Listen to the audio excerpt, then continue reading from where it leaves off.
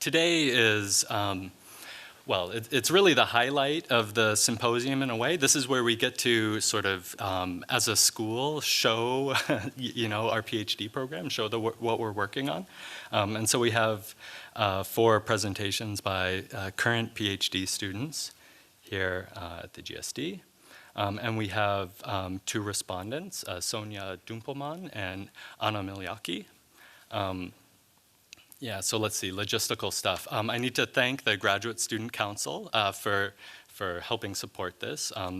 We've also been supported generously by the GSD, various departments, the Weatherhead Center, and other places, which we'll go through in great detail tomorrow.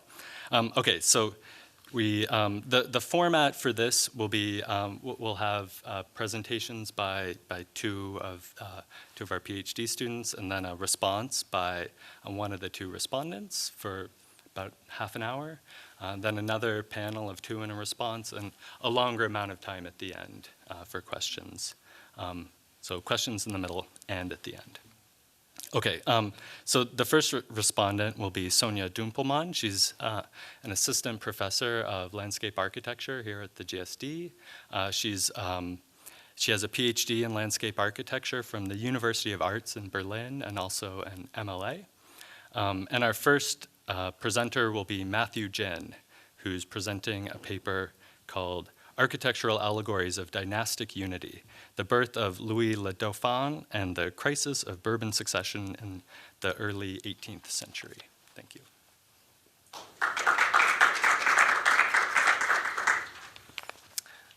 Thank you. So I just want to preface this by saying that the paper that I'll be reading from is part of a larger dissertation about ephemeral structures in the 18th century that were erected for royal births, marriages, and military inspections. And I read them in the course of the dissertation through overlapping discourses in architecture and aesthetic philosophy that have to do with simulacra and spectacle and representation. So the material that I'll be talking about today comes from the second chapter, where I look at celebrations for the birth of Louis le Dauphin, Louis XV's oldest son. In a letter dated the 7th September, 1729, a 20-year-old English aristocrat named George Lyttelton wrote home to his father in London. The younger Lyttelton was in Paris as part of the Grand Tour, where he hoped to perfect his knowledge of French and to acquaint himself personally with court society. Lyttelton, an avowed monarchist, was fascinated by the geopolitics of the continent, and his dispatches from the Grand Tour are almost entirely devoted to the affairs of Europe's royal families. This particular letter was concerned with the announcement that the French queen, Maria Leschinska, had given birth several days earlier to a long-awaited son and heir to the throne called Louis le Dauphin. Lyttelton wrote, "Dear Papa, Sunday by 4 o'clock, we had the good news of a Dauphin, and since that time I have thought myself in Bedlam. The natural gaiety of the French is so improved on this occasion that they are all stark mad with joy and do nothing but dance and sing about the streets by hundreds and thousands. The expressions of their joy are admirable. The king is proud of what he has done, as if he had gained a kingdom, and tells everybody he sees that he, quote, can make as many sons as he wants. We have fireworks tomorrow, His Majesty to sup in town." Within weeks of the Queen's glorious accouchement, similarly joyous outpourings were represented in successive waves throughout France and abroad.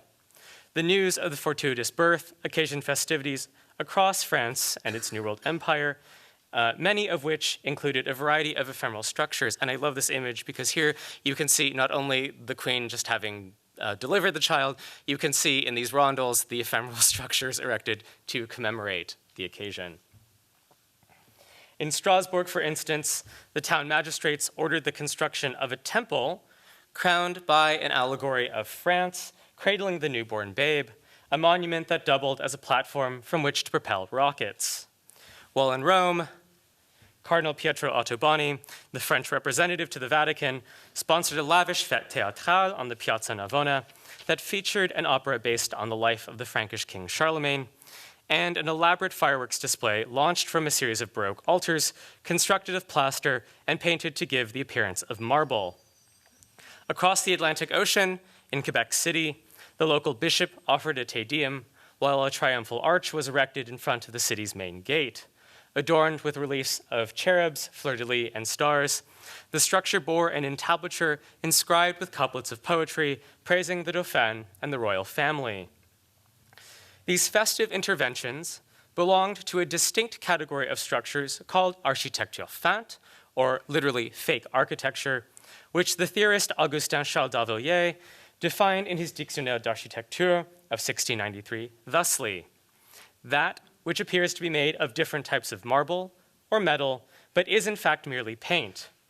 What we call architecture feinte is that which is built of lightweight wood and painted canvas draped over scaffolding to give the effect of columns, pilasters, and other forms in relief. Decorative elements like cornices, bases, capitals, masks, and trophies may be constructed of molded cardboard. The category includes set decoration, triumphal arches, public entries, pyrotechnic displays, funerary displays, catafalques, etc. At the same time, the structures were also embedded within an Enlightenment-era aesthetic debate that examined anew ideas about spectacle and representation. For critics and philosophes like Denis Diderot, the question revolved primarily around questions having to do with the beholder of a work of art. When we look at a painting or watch a play, how do we judge what we see? And more importantly, how do we distinguish between reality and illusion? In response to these questions, Diderot proposed the notion of vraisemblance, or what we would say in English, verisimilitude, to describe representations that are not real or truthful, but plausible in the eye of the mind or of the spectator or the beholder. These two overlapping discourses, as we will see, were key to the ways that ephemeral architecture in the 18th century served the theatrical and ideological apparatus of the absolutist state. But more on theory later. Now let's get back to the party. Festivities continued into the next year when Paris hosted a second celebration of the Dauphin's birth in the winter of 1730, which also enlisted architecture to celebrate the primacy of the French state and a reinvigorated House of Bourbon. Sponsored by the Dauphin's distant uncle, King Felipe V of Spain, the fête was intended to give material expression to a shared dynastic lineage and close diplomatic ties that were, in reality, fraught with geopolitical complications. This paper takes as its subject those ephemeral structures erected for the celebration of the Dauphin's birth, particularly those that invoked nature through forms such as artificial mountains, suns, and rainbows, to allegorize a balance of powers that was far from immutable. My analysis will focus primarily on the spectacle as represented in one particular festival book, the Description de la fête et de feux d'artifice qui doit être tirée à Paris sur la rivière au sujet de la naissance de Monsieur le Dauphin par ordre de Sa Majesté catholique Philippe V of 1730. Just brace yourself for long titles. They go on like this in a very effusive panegyric way.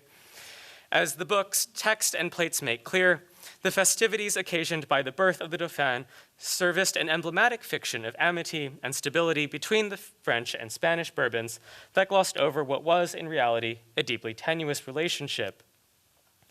The Dauphin's birth occurred at a particularly precarious moment in the early 18th century when anxiety about French royal succession was deeply apparent. There's a preview of the festival.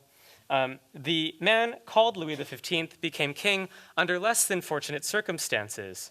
When Louis XIV finally succumbed to a gangrene in the summer of 1715, he was preceded in death by not just one, but 4 heirs to the throne. Louis le Grand Dauphin, beloved scion of the Sun King, had died several years earlier in 1711, followed by his eldest son, the Duke of Burgundy, in 1712, who himself had lost 2 sons, one that same year and another several years earlier in 1704, thus leaving a 5-year-old great-grandson, Louis XV, as heir to the throne. Even then, Bourbon succession was not guaranteed.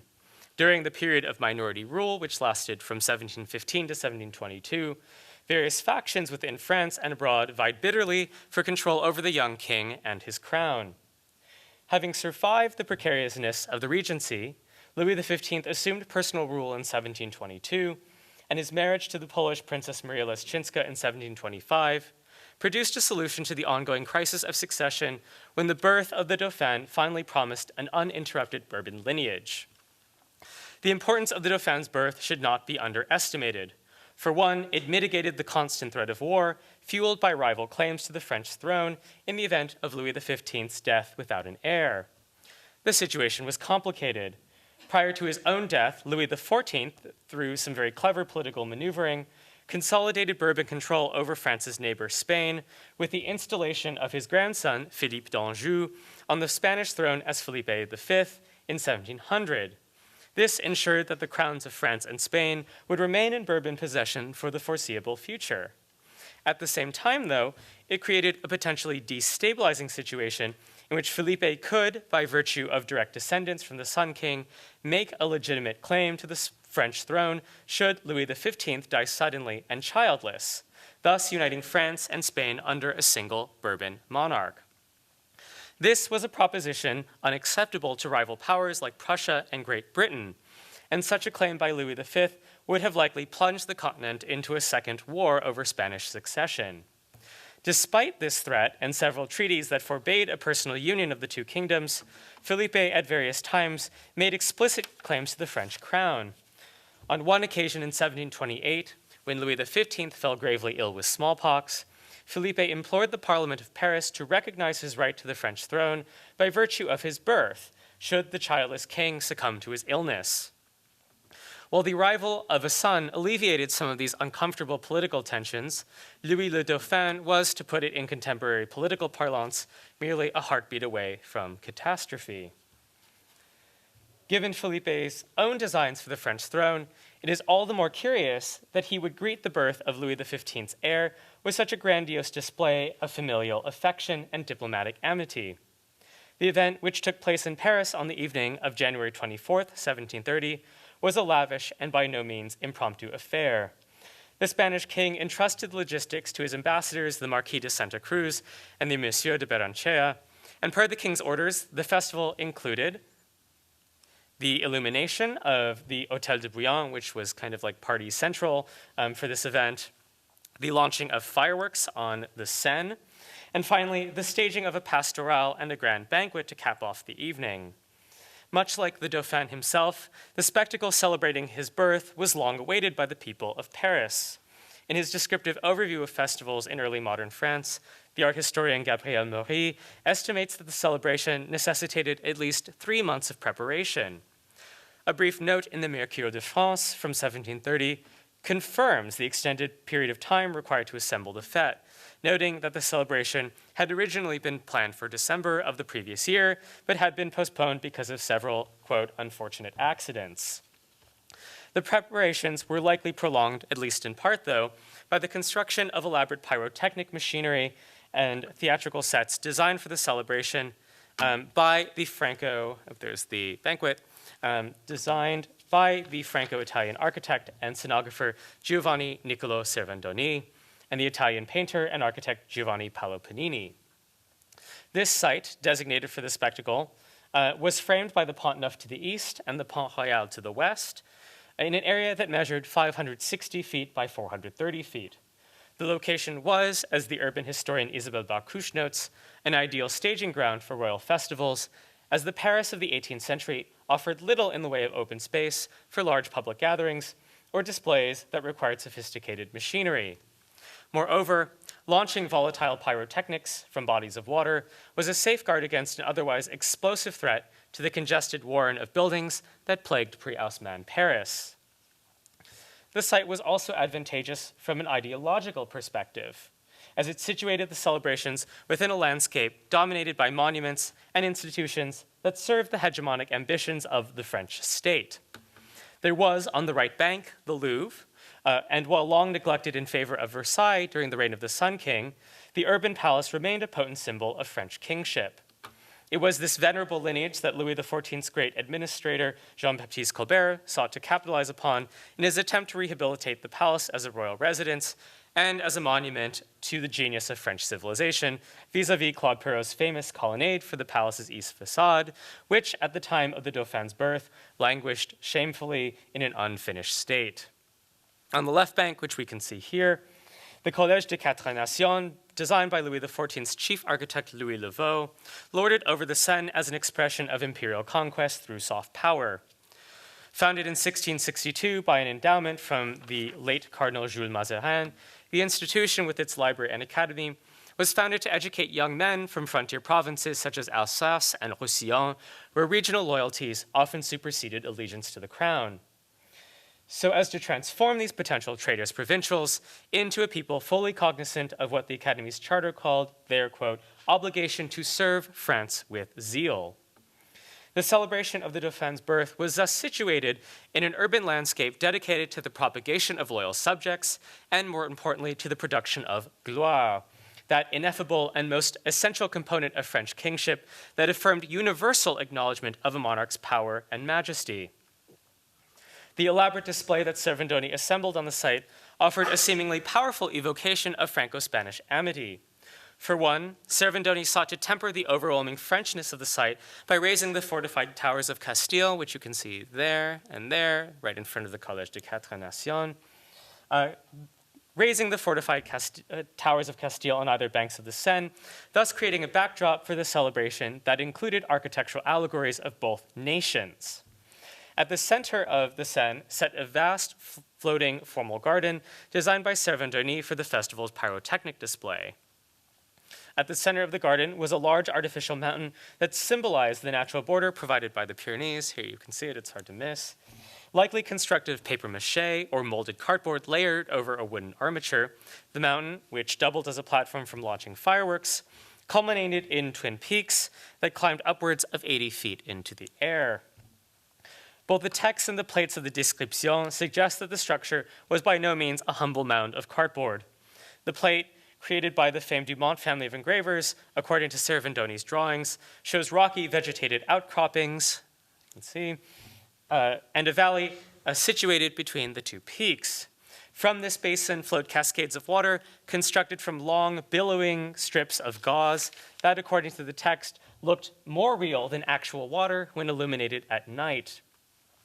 These details serve to make Servandoni's structure a vraisemblable, that is to say, plausible, representation of the Pyrenees Mountains. Yet these features also lent the artificial landmass a certain geographic and topographic specificity that bolstered its potency as a symbol of Franco-Spanish union. The mountain's waterfall, for instance, was likely a reference to the lofty mountain torrents, called gaves, that are unique to the range's jagged ledges, while the gap between the two peaks recalls the Brèche de la Hollande, a gap in the ridgeline of the Pyrenees that demarcated the frontier between France and Spain. This particular geological anomaly was deeply embedded in the shared mythology of the two nations, which holds that the fabled Frankish knight Roland created the opening by cutting through the sheer granite face with his sword following an unsuccessful campaign against the Basques. This history was then inaccurately memorialized in the 8th century Chanson de Roland as an epic battle between Christians and Muslims over the fate of Christendom on the Iberian Peninsula. Thus, Servandoni's artificial mountain sought not only to embody the strength of the Franco-Spanish relationship, it also attempted to situate it within an ancient and mythologized past. The mountain was also the point for other visible expressions of union. During the spectacle's triumphant climax, an artificial sun rose from the valley between the two peaks. There we go, there's the sun. While a rainbow bearing the goddess Irene on a cloud bridged the two peaks as she floated by on a rainbow. Flanking either side of the mountain were set a series of floating parterres. One bore a statue of the Seine, allegorized as a woman creating a Gallic rooster. I believe it's that one. While the other conveyed a similar bronze statue that allegorized the Guadalquivir River, which ran through Seville, as a woman reclining with a lion. Around each statue, Servandoni drew out the filigree of each parterre using grass, colored sand, and small lamps that illuminated its sinuous forms at night. He then framed these parterres with floating stands of yew and orange trees that allegorized the two nations in arboreal terms. The spectacle's doubling of these national allegories, animals, rivers, trees, is significant as it portrayed the two kingdoms as equals in the shared endeavor of earthly dominion. Yet upon further investigation, Servandoni's phantasmagoric landscape, particularly its artificial mountain, offers a very different image of Franco-Spanish relations in the early 18th century. Landscapes, as the cultural geographer Stephen Daniels has argued, are duplicitous, particularly in matters of politics and power, where landscapes serve to reveal certain truths while simultaneously effacing others. Here, the mountain as iconographic trope offered its viewers the fiction of national and dynastic unity that was as unyielding and timeless as the Pyrenees itself, while at the same time it concealed a fraught geopolitical reality for which the Pyrenees Mountains were also a perfect symbol. In his broad historical examination of the Pyrenees, the historian Peter Salins traces how the mountains have for centuries been a source of political and cultural ambiguity that called into question notions of territorial sovereignty. Rather than functioning as a border that clearly delineated the end of one kingdom and the beginning of another, the vast expanse of mountains constituted, as Salins argues, a heterogeneous amalgam of identities and jurisdictions. He points specifically to the Sardinia region of the Pyrenees, located right here, where association with one's clan or village frequently superseded allegiance to either France or Spain. This complex system of competing identities was further complicated by a topography that resisted decisive borders, particularly as the region's isolated valleys formed a Byzantine patchwork of villages that were subject and loyal in varying degrees to different authorities, some provincial, some national. What is most damaging, however, to the notion of the Pyrenees as a timeless symbol of Franco-Spanish cooperation and dominion is that the mountain simply was not a priority for either kingdom. Unlike strategically important rivers like the Rhine, which gave France a definitive eastern border, or territories like Lorraine and Alsace that were passed between nations like political footballs, the Pyrenees never merited the same kind of administrative or military consideration. The Treaty of the Pyrenees of 1659, for example, officially established the mountain range as the partition between France and Spain, yet failed to determine the exact coordinates or nature of that division. Instead, it merely recommended that commissioners from both nations should meet at a later date in order to establish an exact border. And here we see the signing of the treaty allegorized by the meeting of Louis XIV and the Spanish king Felipe IV on this island called the Island of the Pheasants. So neglected were the Pyrenees as a political priority for both of these monarchs that more than 2 centuries passed before France and Spain finally established an official line of demarcation in the mountains during a prolonged series of negotiations between 1856 and 1868, known as the Bayonne Conventions. The mountains then were more the embodiment of political ambivalence in the face of an awkward yet manageable diplomatic status quo, than a glorious symbol of joint territorial dominion by 2 nations united by a common dynastic line. Architecture feinte, then, that is, fake, or more specifically, fake with the intent to deceive, was the perfect vehicle for such a politically fraught fiction. In the same way that Servandoni's artificial mountain stood as a vraisemblable representation of the actual Pyrenees Mountains by virtue of its distinct topographical markings, it also lent a plausible image of strength and endurance to what was in reality a deeply ambivalent alliance of kingdoms and families.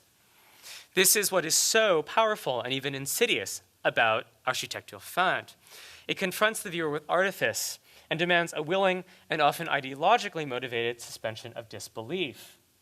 We might conclude then that much like Servandoni's artificial mountain, the Franco-Spanish bond on display at the Dauphin's birth was but an elaborate fiction intended to dazzle and deceive. Thank you.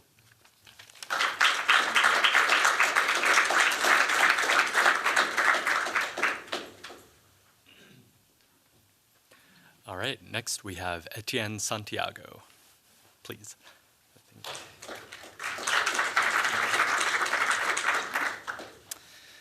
Thanks. Indeed, I'm not Brett Colbert, if you hadn't already guessed, who unfortunately can't be here. So, of course, I'll be speaking about my own research, which looks mainly at the ways in which materials have been thought about and theorized and applied around 1900.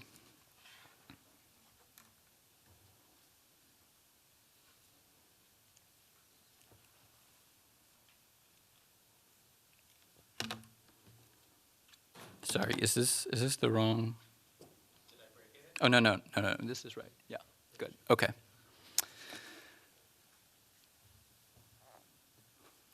Concrete was undoubtedly the emblematic material of 20th century modern architecture, as well as that of many other kinds of modernization products during that century. I want to begin by asking, why was that the case? Why did concrete become such a popular, widely used material in the 20th century? And just as importantly, how did this material come to be so highly prized, not only for its utilitarian qualities, but also its symbolic ones? A widely recognized synecdoche for modernity and modernization. The answers to these questions are necessarily complex, of course, but I think that Heidegger's views on technology constitute a useful place to begin. In his essay, The Question Concerning Technology, Heidegger argued that modern technology had broken a long tradition. Whereas prior technology had long provided humans with a way to selectively reveal parts of the world to carve out a space for mankind, so to speak, while acknowledging the inherently limited, bounded conditions of human existence, modern technology, by contrast, presumed that nothing in the world remained concealed to men. Everything became seen as standing reserve, as Heidegger put it, or energy on tap merely waiting to be used and exploited for human aims. Modern technology thus accompanied a new way of looking at the world, which Heidegger termed enframing. Now, I'd like to argue that modern concrete is the primary material through which a literal flattening of the world was undertaken in a process complementary to what Heidegger describes as the figurative and philosophical flattening of our world and our philosophical horizons. Concrete allowed the surface of the earth to be literally rationalized, cut up, and extracted on a scale like never before. In part thanks to the spread of this technology, mankind was much more easily and quickly able to exert control over space, but at a cost. That cost was the corresponding loss of ontological rootedness. Concrete's actually not at all a modern material. It's been around for thousands of years, and we find ourselves today in only the latest uptick in concrete use, certainly by far the more pronounced one. Yet each of these concrete fads was characterized by its own unique characteristics and unique ways of deploying this material. Our current concrete craze, I think, is very much permeated by the diagnosis that Heidegger makes. So this latest uptick began in the 18th century, but really picked up steam in the 19th with the invention of reinforced concrete around 1850. At that moment, concrete shifted from the almost purely below ground or below water applications typical of the 18th century to the above ground ones, roads, bridges, buildings, that are so familiar to us today. Tony Garnier's design for an ideal industrial city, circa 1900, demonstrates how the logic of modern concrete allows mankind to flatten and order extensive areas of space. Here, Garnier began unfolding the repercussions of this material, whose ubiquity in a quite in a way that's, I think, quite advanced for its time, began to permeate daily life as well as industrial life. Of course, Garnier's design was never realized, but by 1900, there was already a growing number of actual realizations built with reinforced concrete. At the time, it was still an underdog material, certainly not the most common, but it was widely available as an alternative in Western countries and their colonies around the world. One of the early champions of concrete as a primary construction material was Auguste Perret, a French architect and contractor. From a very young age, he began to employ concrete in a number of his designs, and when he and his brothers inherited his father's construction firm in 1905, they began to use concrete almost exclusively in their realizations. Yet something happened that would forever alter the course of concrete in the modern world, and as I would like to argue, was fundamental to propelling it into the number one position, for propelling it as the number one construction material. And that event was the First World War. As we know, a cataclysmic event in European history in which millions of men lost their lives. The map of Europe was redrawn. Political, social, and economic realities in the West were forever transformed. World War I was the first truly industrial war. Through and through, scientific advances, industry, and rational thinking were applied to the war effort on a scale like never before, sadly, with devastating success. And the rise of concrete was an integral part of how the industrial war machine became so lethally effective. Both armies on either side of the front used this material extensively to construct bunkers, trenches, bases for heavy artillery, and many other things. This material turned out to be extraordinarily useful for military purposes. You could quickly deploy it wherever the fighting took you by only carrying bags of sand and cement while using whatever rubble and water you could get your hands on to complete the mix. During the war years, a French military engineer by the name of Jules Bied was commissioned by the army to invent a quick-drying cement that only made the material even more successful for wartime applications. Destroyed walls and structures could now be rebuilt much more rapidly or simply abandoned and built anew elsewhere in little time. Moreover, the knowledge of how to build with concrete spread amongst the soldiers, and those of them that were lucky enough to return home to their home countries, again, not just in Europe, but from all over the world, came back with a familiarity of the material and how to deploy. At least a certain number of them did, a significant number. In his own way, Auguste Perret participated in this process of concrete's rise to prominence during the war. Though he did not participate in the fighting due to a health condition, he was drafted by the French military, and he worked for the Aviation and Naval Society, coming up with designs for airship hangars made out of reinforced concrete frames. Yet the real pivotal moment in this story, the real breakthrough for concrete, occurred in the post-war years. After the war, in 1918, as enormous parts of France and Germany lay in shambles, concrete, one might argue, saved the day.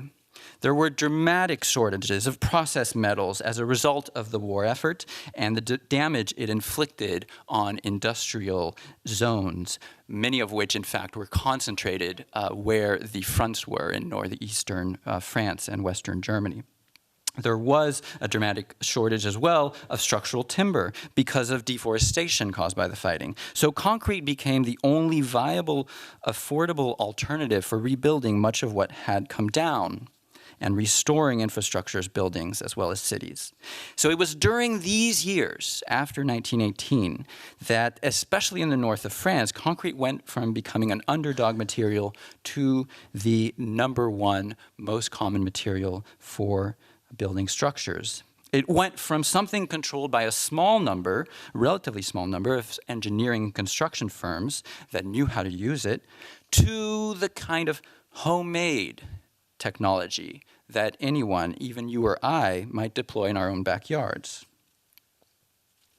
The message I want to convey here with this introduction is that concrete, like any material, is never neutral. Materials are not just innocent ingredients that get incorporated and caught up in the production of art and architecture. On the contrary, they always come with baggage. In the modern era, concrete and reinforced concrete come loaded with its particular history and a certain attitude toward existence, particularly shaped by modern warfare and military thinking, as well as a highly specific philosophical view of the world. And as I already described, I think that the best description of that philosophical view was the one put together by Heidegger. Le Raincy is a small town just to the east of central Paris. It needed a new church after the First World War, partly in order to accommodate its growing suburban population, and partly to acknowledge the fact that Le Raincy had played an important role in the war.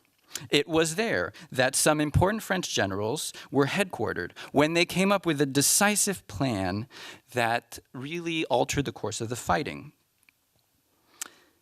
The German armies were invading France in the fall of 1914, marching determinedly toward Paris, obliterating any resistance on their way. The situation seemed very dire, and it seemed inevitable that Paris would capitulate had it not been for this plan devised at Le Raincy that would lead to the Battle of the Ourcq River in September of 1914, which miraculously halted the German offensive and, to great relief amongst the French, saved Paris. Here was the site for the church, a narrow, exiguous urban lot surrounded by existing buildings on both sides. The future church needed to house about 800 people, and it needed a memorial to the dead soldiers from the town, something that many, many towns all over France were undertaking at the time.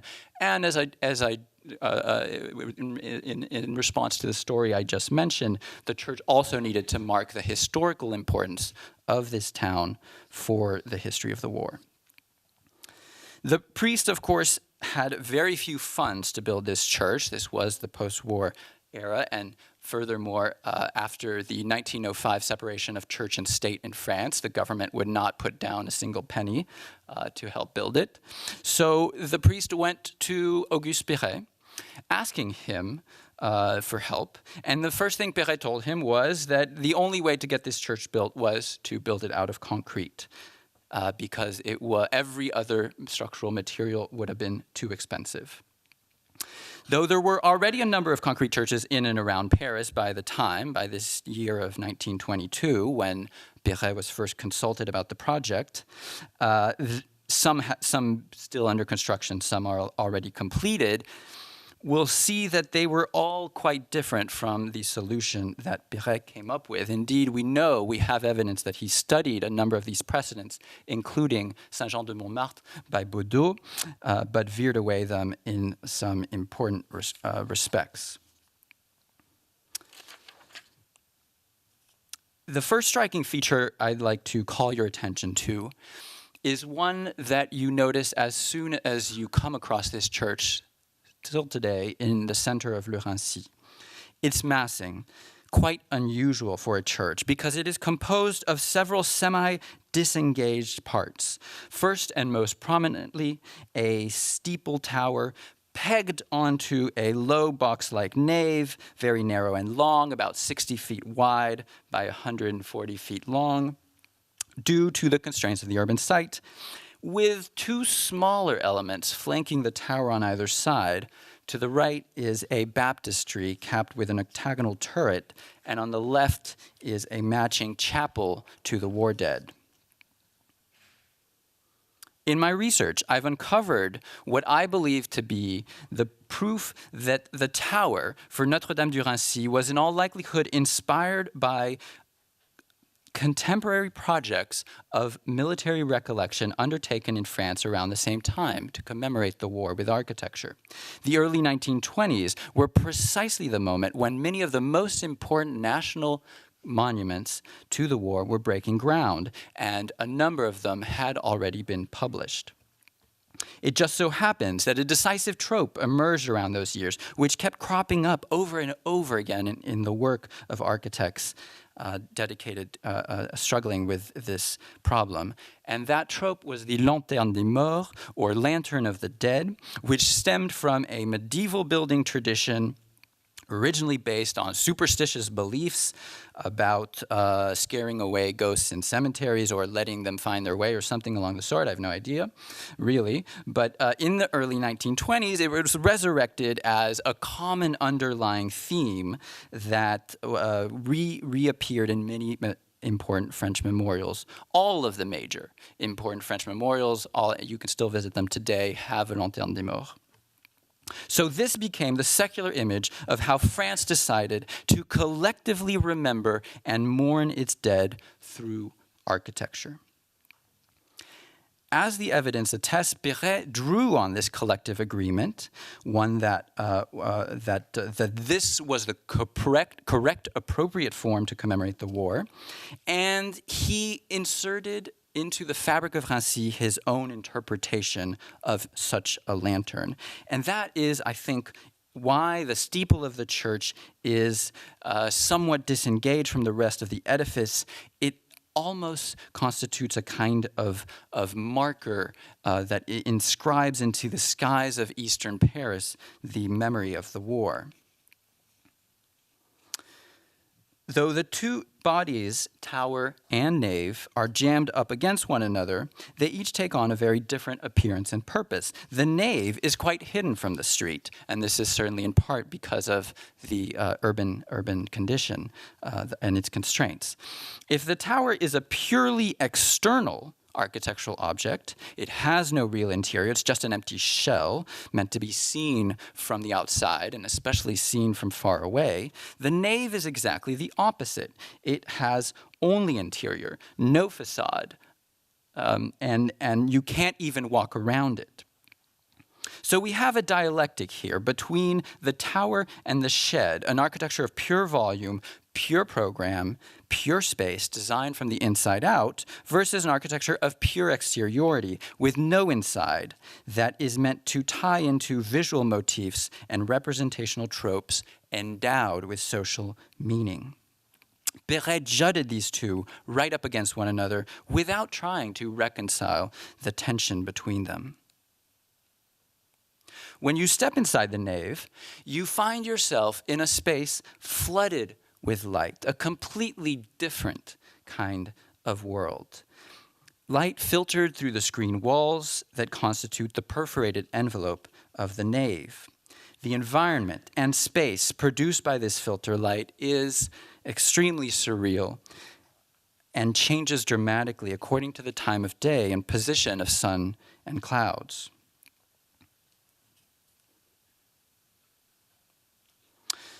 The envelope is made up of repeating units called claustras that are prefabricated concrete perforated blocks.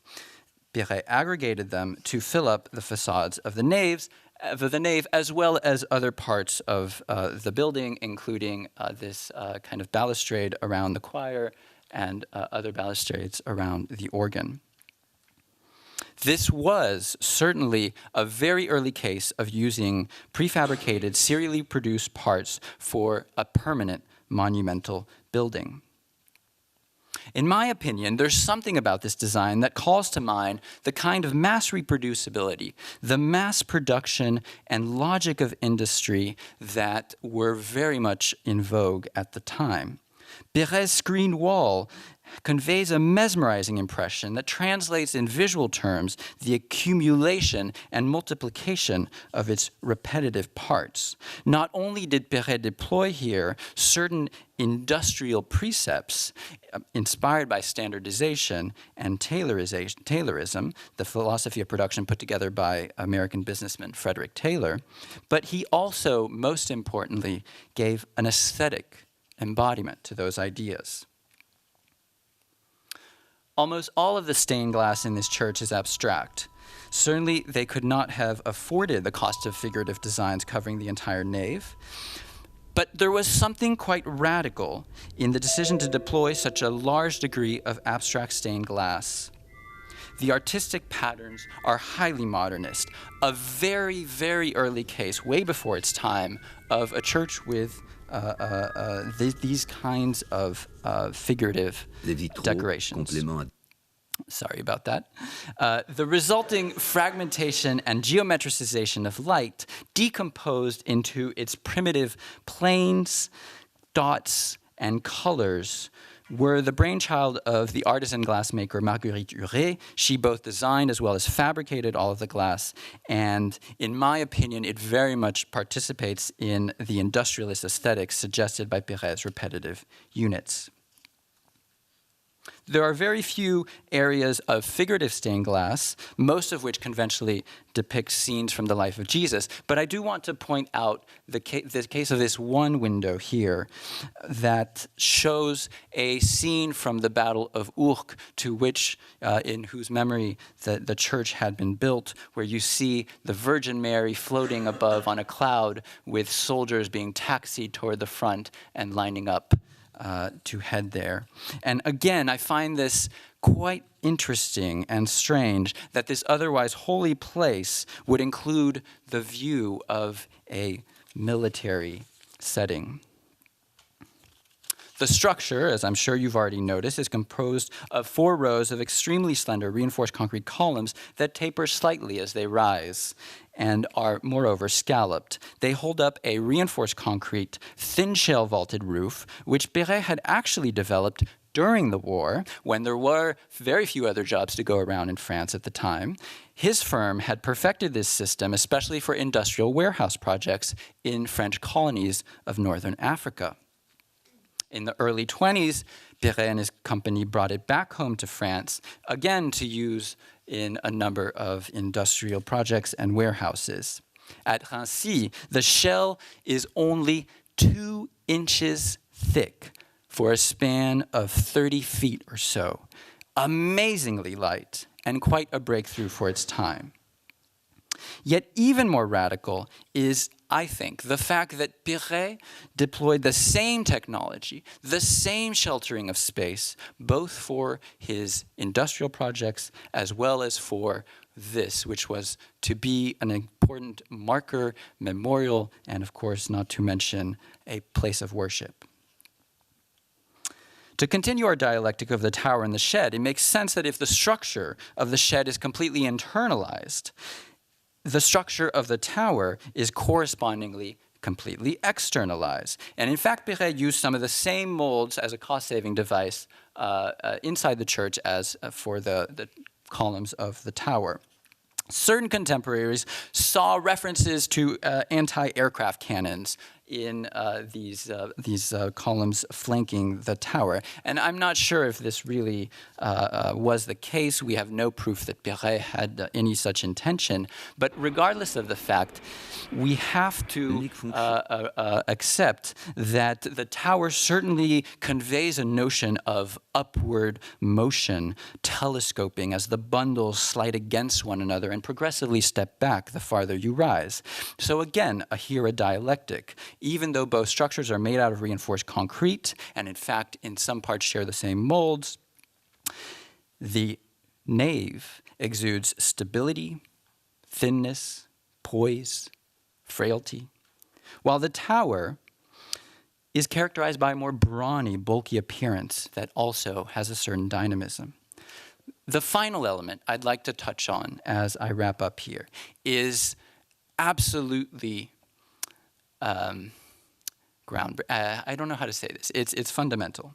The fact that Perret left the concrete of the church exposed, both for the poured-in-place concrete as well as the precast units. And this was absolutely scandalous at the time. No architect prior to him had ever dared to do such a thing on an important building. Every single work that we see in France at the time always had clad its concrete or at least painted it, and Perret, before World War I, had done the same thing as well. At the very least, painting this garage in central Paris, and then the more important the building would be, the higher the quality of the material he used to clad the concrete, glazed tile for these apartments, and marble for the Théâtre on the Champs-Élysées. In fact, 8 years prior to Le Rancy, Perret himself would have been scandalized by the decision to leave the concrete exposed. Concrete must be covered, he writes with his brother-in-law Sébastien Voirol in 1914.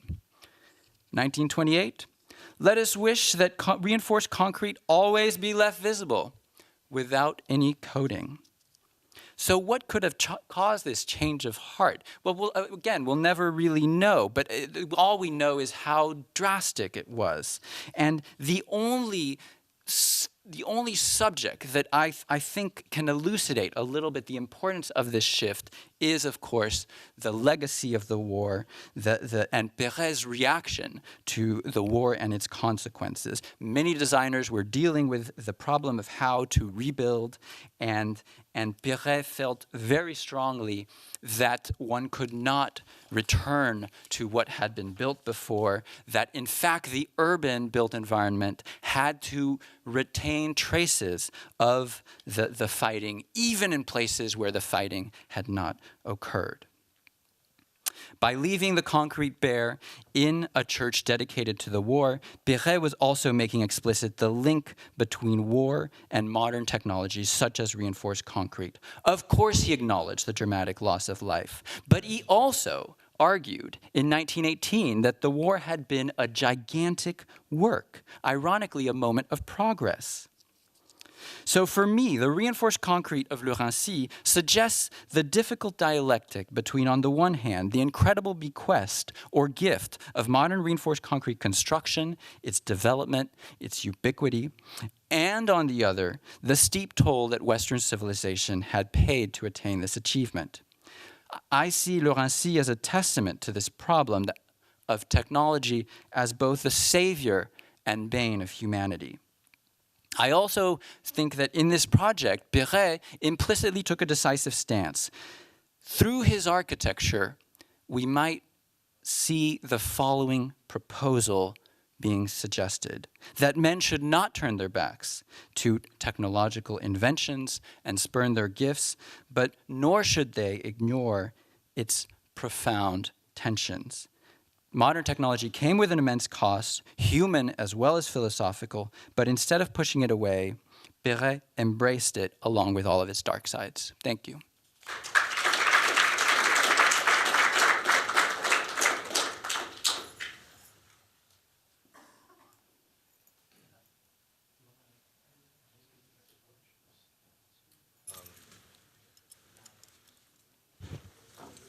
Yeah, so we have a half an hour for response and questions, and then we'll have 2 more presentations. But yeah, Sonia Dumpelmann.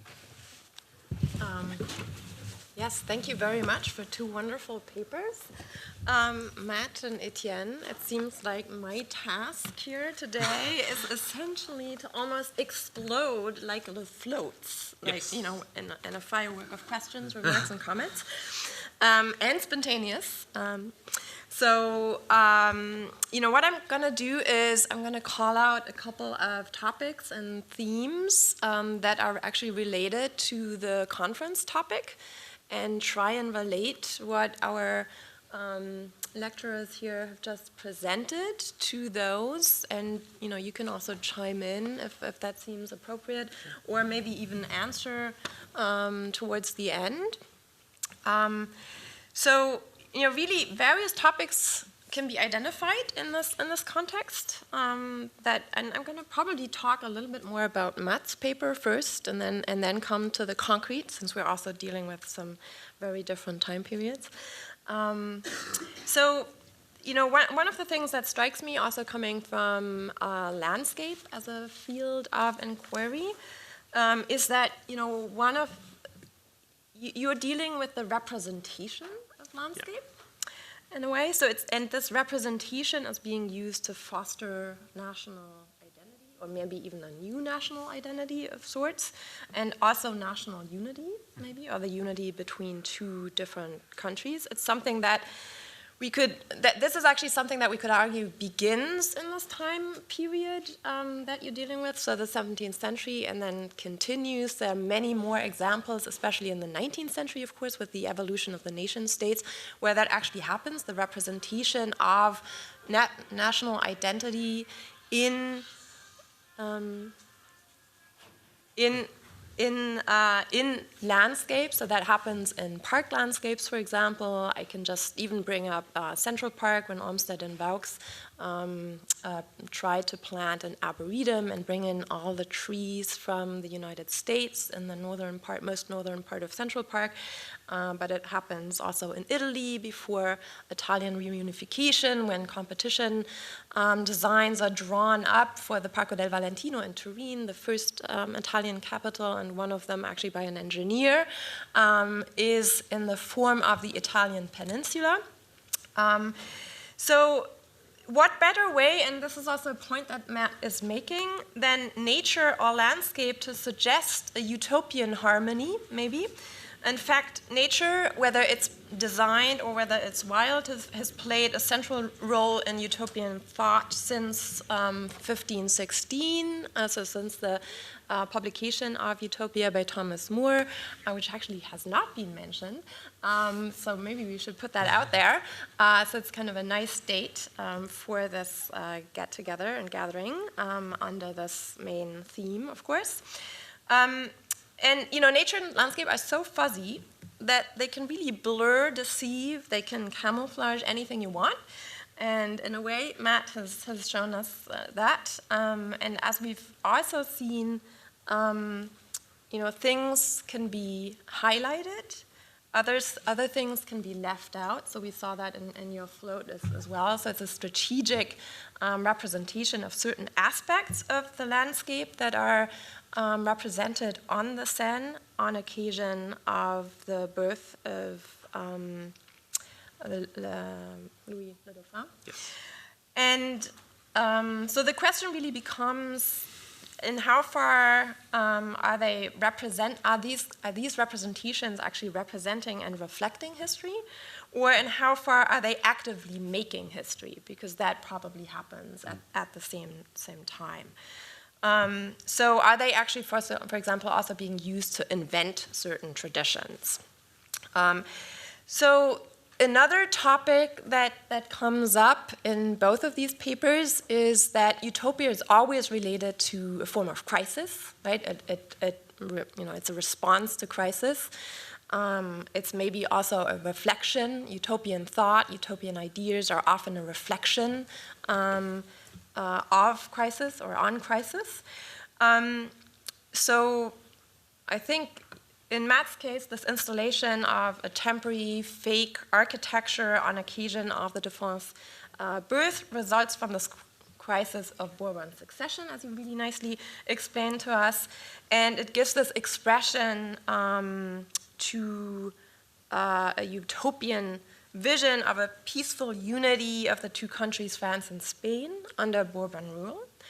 And in Etienne's case, of course, the use of this new material is related, as you showed us, or are analyzing to this event of the First World War that appears to have played a really important role to this kind of ubiquitousness that occurs and happens in the 1920s and then onwards.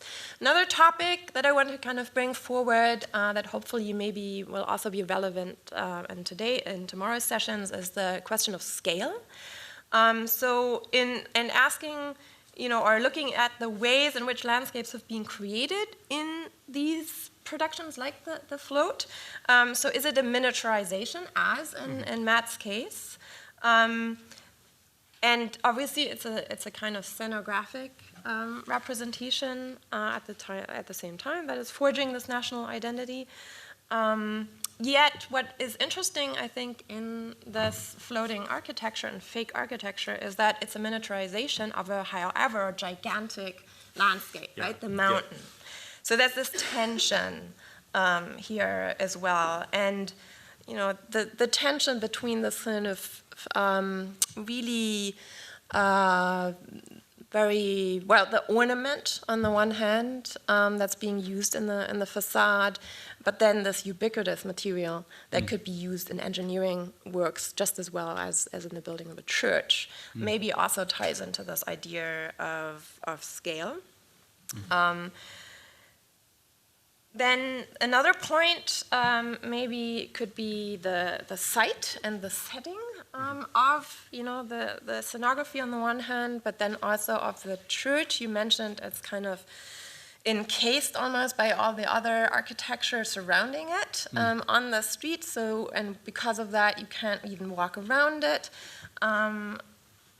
In the case, what I found really interesting about Matt's example, you could actually see people on boats floating through the architecture. So it's actually not even only a representation, but also what happens here, there's also an inhabitation of this representative unity between the two countries.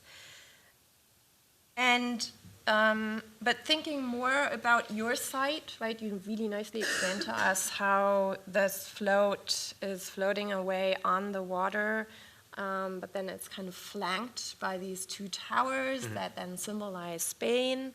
At the same time, the construction itself consists of these different elements and disparate elements that are taken from various parts of the two countries. So it's a recombination of different, elements that are artificially obviously created, recreated, and put together again. So it's this kind of artificial assemblage that is being made for the purpose. And there's a nice, parallel between your fake architecture that's floating and, of course, the island of Utopia, right? And then also, if we think of the Garden of Eden, which is, of course, one of the oldest utopias that we know of, which tends to be represented as an enclosed garden, we might also kind of ask in how far the church, of course, has a clear boundary, right? So there's a boundary, and in your case, it seems to be more porous because people are actually engaging with this float as well. So it's not, strictly speaking, enclosed, but it is enclosed by water, right? And interestingly, the treaty of the Pyrenees was also signed on an island. Yes, right? it was. Correct? Yes. Okay, nice. So I'm trying to draw kind of these heterotopic, I guess, connections here, which also brings me then to the next point. What is utopian about these two stories that were presented, and maybe what is heterotopian? And so on the one hand, this fake geometrical French garden that floats on the water, in combination with this naturalistic mountain, really creates a heterotopia, because these are elements that are taken from very different parts of, one maybe, well, it's not strictly speaking urban, but it could be an urban environment that garden was taken from, or, all the estates outside of Paris, obviously. But then the other one kind of from nature, and being much more naturalistic. So a very kind of geometrically designed landscape versus then the replication and reconstruction of a naturalistic landscape that are combined in one. And of course then symbolizing also, maybe even in this disparateness, kind of the French-Spanish union.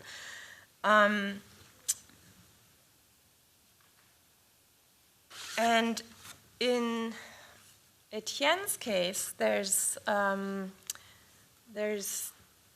landscape of war, right? On the one hand, but then there's actually the religious landscape of the church that are being combined, and then again, religious symbolism in some of the windows, and again, this kind of rather anonymous material that's being used for the actual construction.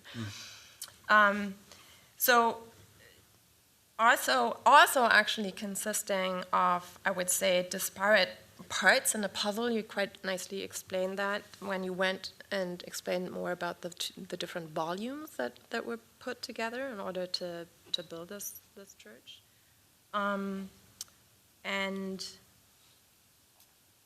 maybe one one more point to Matt, which actually kind of also applies maybe to your paper in the sense of war and the bunkers that were built. I mean, they were kind of built in the no man's land, right?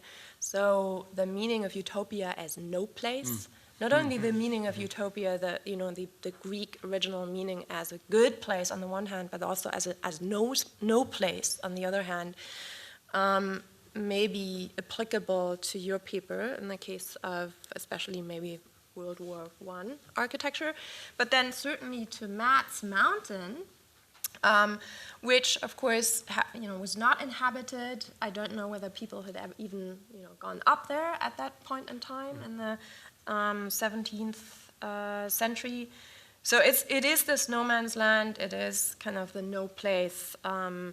That, of course, then also actually is an ideal location for the celebration of union between France and Spain, precisely because it had been neglected terrain, right, as you also hinted at. So it is the space between.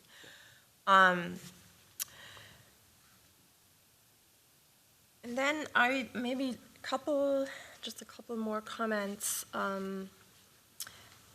Structure also it seems to play a role. In both cases, there is kind of the thrust of the vertical, right? It kind of is reaching up to the heavens. So now that basically in this time period, utopia is no longer on Earth, but it is actually up in the heavens. And in relationship to Etienne's paper,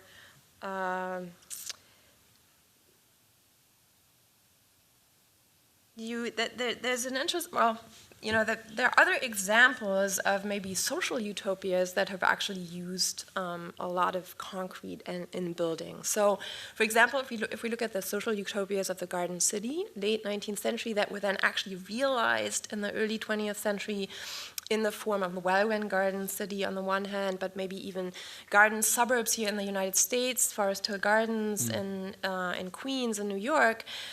Those were creations in the 1910s and then reaching into the 1920s, where the architects actually used prefabricated building materials, including concrete, to build the housing. Of course, very different type of architecture, not ecclesiastical architecture, but predating your time period and actually being used in order to give form and shape to the social utopias that relate to some of the theories of the late 19th century. So that, and of course, I find it incredibly interesting how you were explaining the combination again, and this again heterotopia, shed and tower, right, and internalized aesthetic and externalized aesthetic at the same time. So I believe if you have any immediate responses, maybe this would be a good moment. Yeah. I know I've talked a lot. Yeah.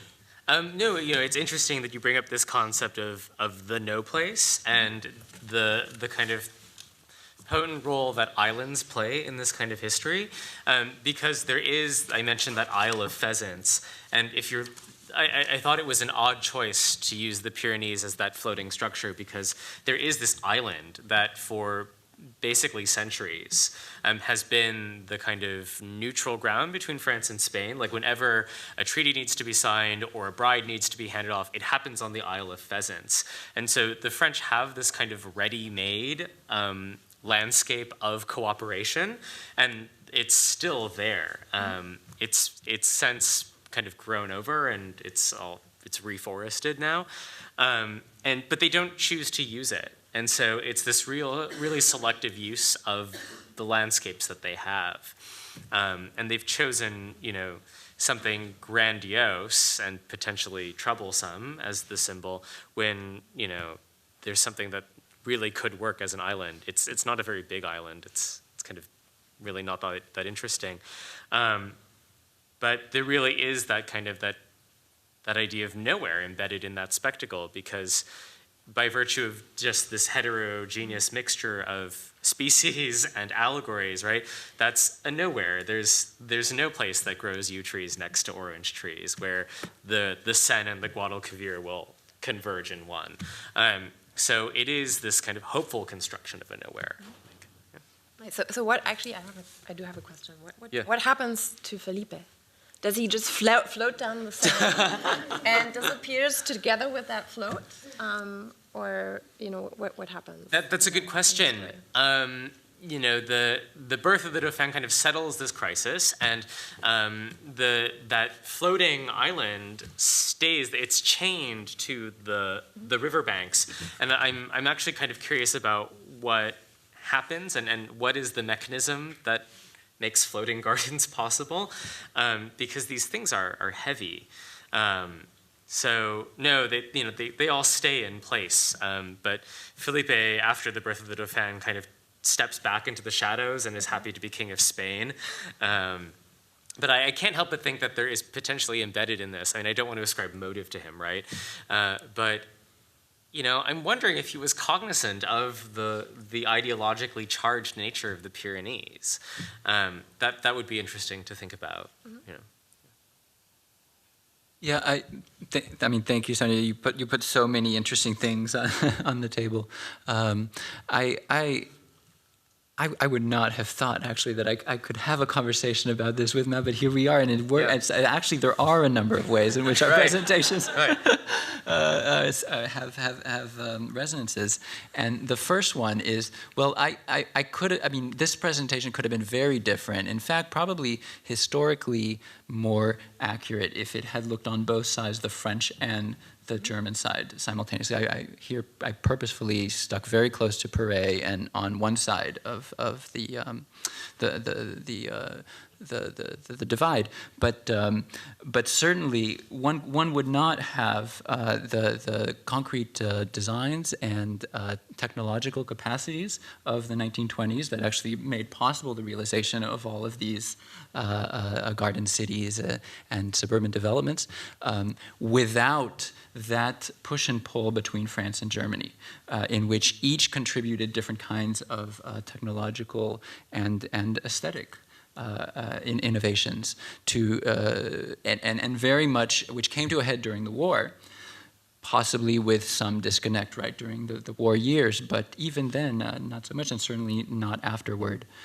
So I see that the way in which two countries come together and try to both compete, but also in a way that competition drives a larger project at their own, whether they like it or not.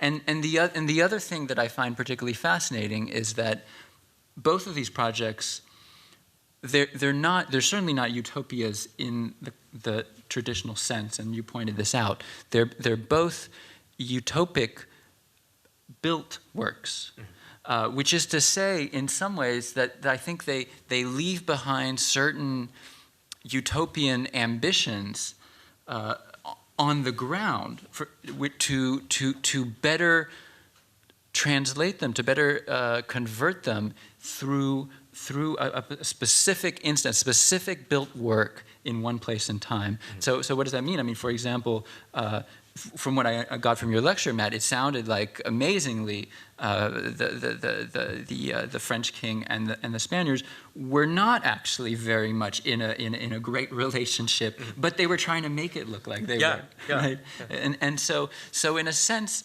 I think both of our lectures talk about this utopianism that's not projective. It's absolutely a way to construct the here and now, to make a certain a wishful thinking rendered real. Right, and it's kind of interesting too, right? Utopia as coping mechanism, like that's essentially what this is. Right. That they're using utopia to work through these uncomfortable national tensions, in both our cases actually, And what's interesting is that material plays a role in both our projects, right? For me, it happens to be cardboard and wood, and for you, it's cement. Right. But that utopia takes on this real material quality that it's not supposed to. right? Yeah, but here's what's fascinating. I mean, it's a perfect dialectic. Yeah. And this is completely ahistorical. Yeah. But so your work your project was not meant to last. No. Mine was.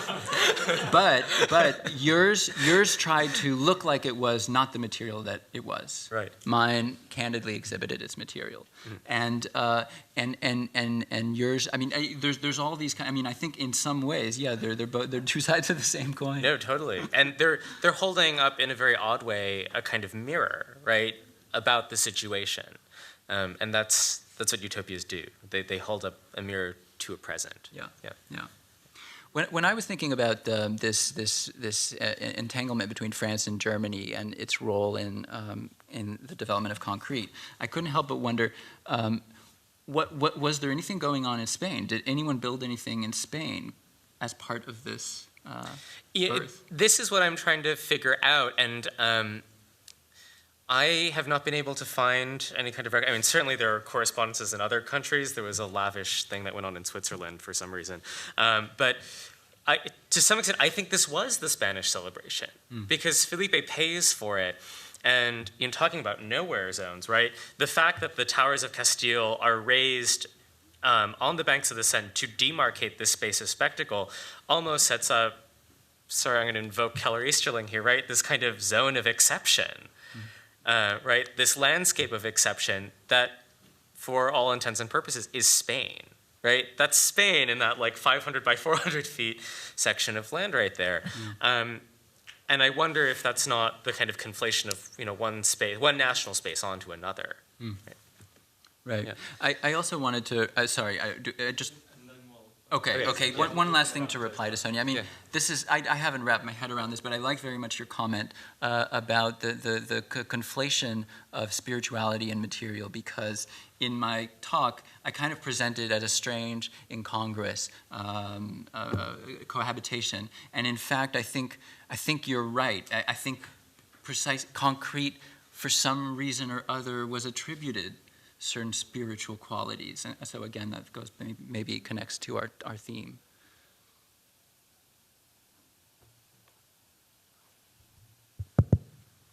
Okay, thanks both for the papers. I think what is utopian in both of you guys' research is that if we take one of the 5 gazillion definitions of utopia as being, one of them as being that environment can change people's sort of minds and their behaviors and their thoughts. What is utopian in both is, as you briefly mentioned, materiality, but it's not just the fact that one is fake and one is impermanent and one is more stable and one is meant to last, but I think for you, Matt, it's where materiality in a sense, changes the perception of an event, right? Like the birth and the death. Whereas for you, Etienne, it's also materiality having sort of this agency in order to change perception of what a religious experience is. So it's not just, it doesn't stay at the level of materiality, but the fact that it is utopian precisely because it has the ability to change perception.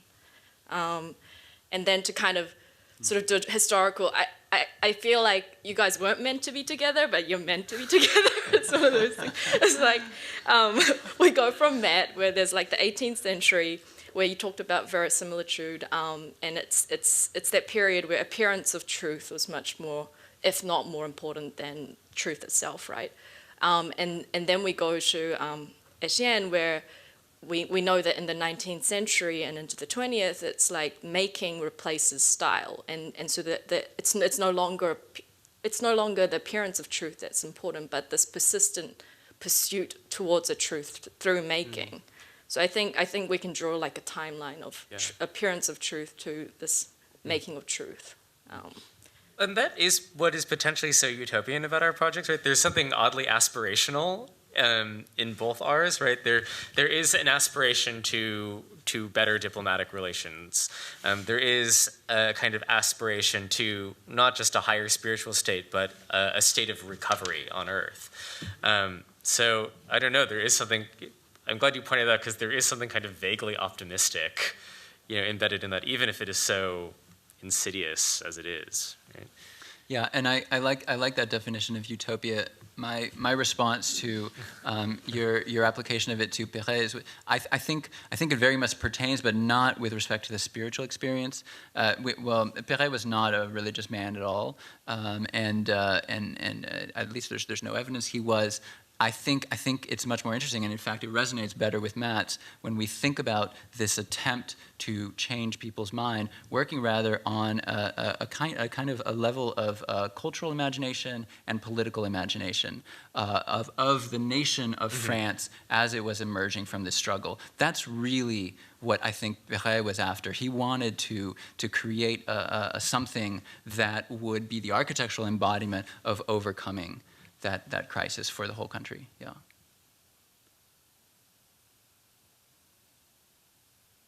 Hi, I wanted to just add on to that I think that in both cases there's something about us sort of summarizing a historical context and projecting forward. So projecting forward the idea that these countries will live at peace.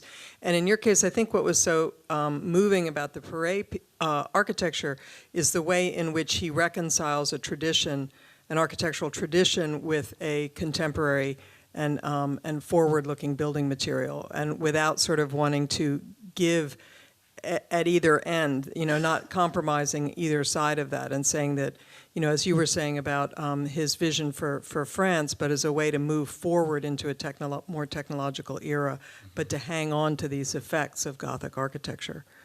Yeah, absolutely. I think I think that's a huge part of what Perret was about. There's a lot of evidence that he was extremely inspired by Renaissance French architecture, by neoclassical French architecture, for sure. At the same time, in his time period, and especially at this moment in his career, he was a pariah. He certainly was not seen as someone who held on to tradition, even though we can look back and understand the nuanced way in which he was doing that.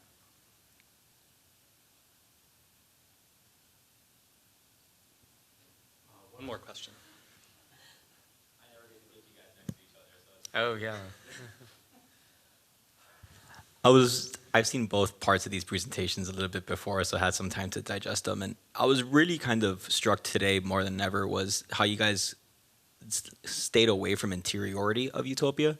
It's a subject that just kind of really found its stream through. I think for Etienne, your project was a material where material doesn't intrinsically have an interior project. It's a poche or a line or a thickness, but there's not an intrinsic one. And for Matt, yours, these objects aren't meant to be inhabited, walk through. They're meant to be viewed from the outside. And with the topic of the conference being utopia, it seemed interesting that utopia then only becomes an exterior socialized object. But once it becomes interiorized, it falls apart, or it's no longer capable of holding up its own structure. How does that kind of play a role in the way that you guys understood either one of your projects, or if that was a tangent that found its way in how you understood the topic of utopia pertaining to each one of yours? Well, in my case, I would say the object that has an exterior kind of a responsibility was the tower and not the nave.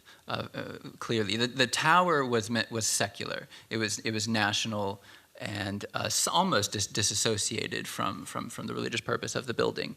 And in that sense, I think there we start to see again a correspondence with the mountains in the river.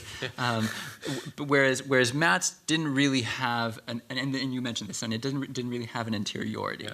Yeah, and this is the kind of trouble with studying ephemeral architecture. The focus is so much on the shell and the structure itself that the space inside it is kind of lost. It's almost as if Architecture of Fan has no interior. It's all surface. Mm-hmm. And the way that architects talk about it in the 17th and 18th centuries is almost exclusively with regard to its surface, its facade. It's like recognized as such. But that's interesting to think about, like this question of like what is the interior of this this thing. Well, it came up more when you guys talked about the event. You guys both talked about trauma. Yours was physical trauma, a war, and yours was trauma in a positive sense, birth and stuff. And I thought that even events don't have interiors or exteriors, or just a moment in point. But then when they get constructed as objects, there's a decision that has to be made, and it has to have both of these things that when it takes that transformation through a medium into architecture. So this ephemeral event that gets solidified has to choose either to be an interior or an exterior project, and both you guys seem to be on opposite sides. Actually, I take that back. My mountain does have an interior. The way that, I mean, there's a hollowness there, right? But I'll get, on a more meta level, the way that the book, that festival book, is talked about, it's huge, it would take up this entire table. The way that the book is talked about in the 18th century in a review in the Mercure de France is as a monument. They call it monument. And so you could argue, right, like the book, that space of that book, the turning of the pages is to inhabit a certain interior, right? It's to inhabit the spectacle. So an interiorization happens, but not an actual, interior. Yeah. Thank you all. Thank you.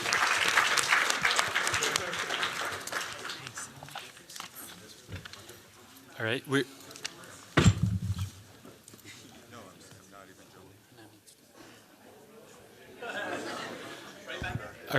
we will take a break for between 3 and 5 minutes and start promptly 5 minutes from now for 2 more presentations. Now, we have 2 more presenters, PhD students here in the program, and we'll have a response from Anna Miljacki. Anna is, where is she? She's over there. Anna is an associate professor of architecture at MIT, sort of in the HTC program, and she's an alum of this very program, the PhD program here at the GSD. So we'll have a response from Anna Miljacki at the end. Up first is Atiya Kurakiwala, presenting a paper called The Well-Fed Subject, Modern Architecture in the Quantitative State. Hi. Thank you so much for having me here to speak today. So this title that I put up there is the title of the bigger project, and today I wanted to actually just talk about one of the, a tiny little piece of it, of course. This project emerged from my interest in performing an analysis and a critique of the post-war developmental state, where life itself became the subject of infrastructural control under the scrutiny of technopolitical imaginations of nature. And I'm referring to this when life, in terms of life, I'm referring to the Green Revolution changing of the agricultural model of India.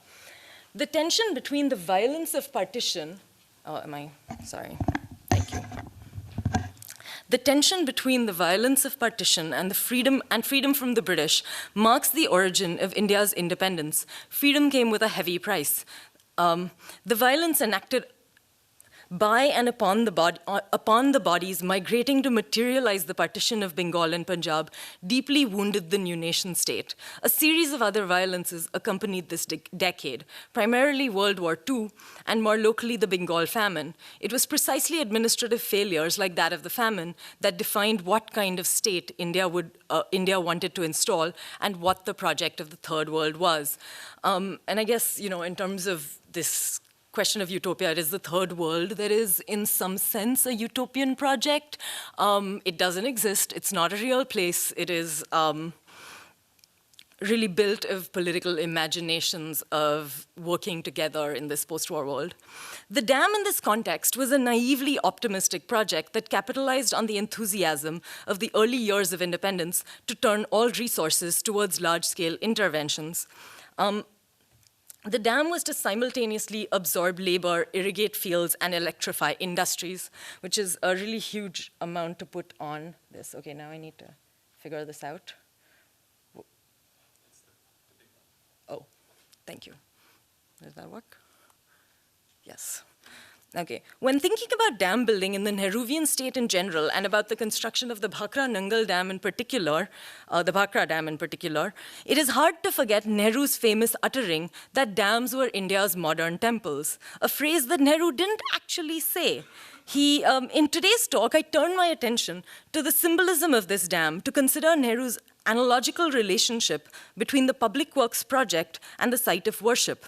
Given that scarcity came to be a fundamental ideological rubric in post-colonial developmental economics, infrastructure was offered in answer to scarcity. As potential to unlock nature and produce surplus, the inverse of lack and dearth was concrete, both dam and material. Thus, in this paper, I argue that we get two Bhakras. The Bhakra, the material intervention to release the power of the mighty Himalayas, but also Bhakra, the metaphorical object, the symbol of the nation's progress. River management technology offered a new beginning for the wounded state of Punjab, a techno-modern valve with which to govern water, harness and restrain it. The dam made it possible to circulate this fundamental commodity, water. Together, as metaphor and material, there was the hope of installing a hydraulic state. In constructing the Bhakra Nangal multi-purpose river management project, one of a large number of dam building endeavors begun by the new state, India attempted to take over the domain of public works from its erstwhile colonial proprietors. Each project was scaled up to fit into the new size of the nation. And so you can see like the large number of projects that were involved in building this, building the entire system, not just that one dam. To insert a technological mass into this political and historical terrain required a careful process of debate and decision-making that spanned the first half of the 20th century. While originally set aside as too expensive, the project was, by the colonial government, the project was resurrected as independence approached. Dam building reinterpreted the colonial public works project as a national and infrastructural one embedded in the developmental economics model. In planning it, power was transferred within the Department of Irrigation from the British to the Indian government over the 1940s, where positions were slowly filled by Indian engineers. Although the act of building a dam is a deeply colonial interpretation of nature and engineering, the dam had to be reimagined as a techno-modern project that could pivot the colonial state into the nation state. The dam then was a prime candidate in the imaginary of nationalism's community. Anderson's imagined communities were founded upon the circulation of print, and while the logic of a dam was also a circulatory one, it was water, not ink, that was distributed across sovereign territory. Not only did the dam circulate water, but it itself was an object of circulation. While in its most mobile form, it traversed political and geographical boundaries as a postage stamp.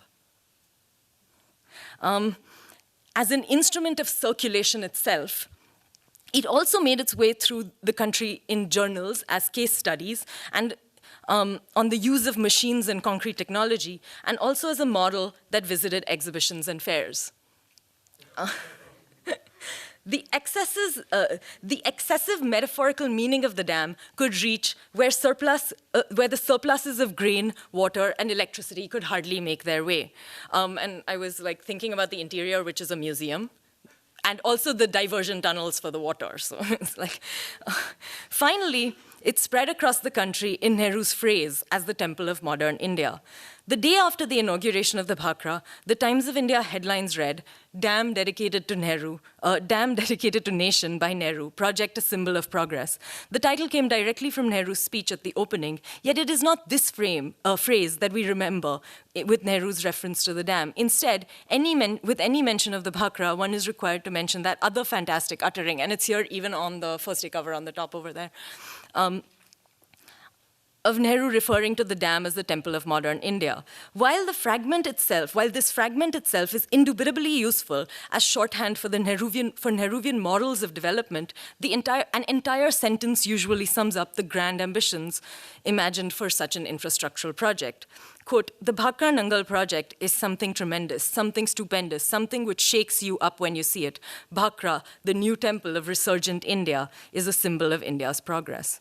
This statement needs interrogation. It is not obvious what Nehru meant with temples of modern India. Nehru came to the analogy between temples and dams very early on in 1948. In a speech given at the 19th annual meeting of the Central Board of Irrigation and Power, but the first of their meetings in independent India. In this speech, Nehru was articulating a teleological conception of history in which man moved from building small, useful works like channels to bring water to his fields, to the height of cultural production, cathedrals, temples, and other monumental works of beauty. India's position in this teleology constituted a somewhat backwards movement. While India had, in the past, been a great culture, in the present moment, it could not afford to build monuments. Instead, it needed to build public works. To illustrate his desire to synthesize the burden of engineering with the spirit of creativity, Nehru invoked, quote, the remains of ancient buildings, ancient structures, temples, cathedrals, and mosques, and the like, which were made by, quote, fine builders, fine engineers, but also men of faith in their work. And so Nehru made his case. No man can build or construct anything just beautiful unless he has full faith in him. See the magnificent cathedrals of Europe. People seldom know who their builders were, but we do know, because the evidence is there for our eyes to see, that the embodiment of faith of the builder is the engineer. So also our great temples and mosques and other buildings. Now we do live in a different age. We do not spend much time on mosques, cathedrals, and temples, but in other types of public works. But those public works should also be fine and beautiful, because there is that faith. Magnificent architecture was such because it was built with conviction. Engineering then could be magnificent even when not beautiful. Should it share the quality of faith? Although the Indian state did not have the resources to build these beautiful things, it could build useful things with the capacity to be magnificent and perhaps even sublime. Public works fell outside the long history of aesthetic development, and yet they could move the mind and impart it with courage. That power that lay behind faith and conviction and courage was the massive and tremendous power stored up in the Himalayas, and the public work offered a method to instrumentalize it. This was perhaps the first iteration of the analogy of the dam and the temple. But note, it was not the dam, it was the public work, and it was not the temple, it was great temples and mosques and other buildings. The second iteration of this analogy came at the opening and inauguration of the Nangal Canal in 1954. Here, Nehru spoke in Hindi and built upon his previous analogy of public works being the site of this temple. We are tasked with many problems. Many tasks remain still to be addressed, and so I looked at it, the dam, and I went around and looked some more, and I thought that in these times, perhaps the biggest temples and mosques and gurudwaras are those places where man works for the benefit of man.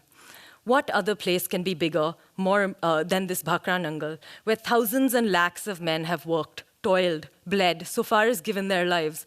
What place can be more pure and holy? This is what you think standing there. Then my thoughts went in another direction. Here we see a refinement of the previous position. Perhaps a place to benefit mankind is what a temple is. And if that is so, then wherever we find benefit, we could think of it as a temple. And then perhaps the dam, where there has been so much sacrifice, and there will be so much benefit, perhaps that is the temple. Far from the dam as a techno-political site of secular worship, Nehru suggested that the coagulated labor manifested as dam was holy. Secular, then, was what man did for man that only God could previously do. Infrastructure had the capacity to transform God's strength, the mighty Himalayas, into man's strength, power, water, control, food. Nehru articulated the secular as mental and physical human labor. In the third iteration of this idea, at the inauguration of the Bhakra Dam in 1958, actually 1963, that's a mistake, Nehru restated, I thought that in these times, perhaps the biggest temples and mosques and gurudwaras are those places where man works for the good of man. He reconfigured what he had said at the opening of the Nangal Dam. At Nangal, I said that these days, India's mosques, temples, gurudwaras are dams. These things are being made. In this regard, I had said that those things that man makes with his hard work for the benefit of man, those are the kinds of things that we should care about, that we should worship. So this temple or gurudwara or mosque, whatever you may call it, you have completed it. In this sentence, we come closest to Nehru's analogy between the mosque, temple, gurudwara, and the dam. Instead of building places of worship, we are building things that benefit mankind. So the dam was a temple in the sense that it was a place of faith and care. Faith in the work that people did for themselves, and care in that which they considered to be of value. Nehru's tone was continually reflective and uncertain. He advanced these words enveloped in cautionary terms, like, I had thought that, and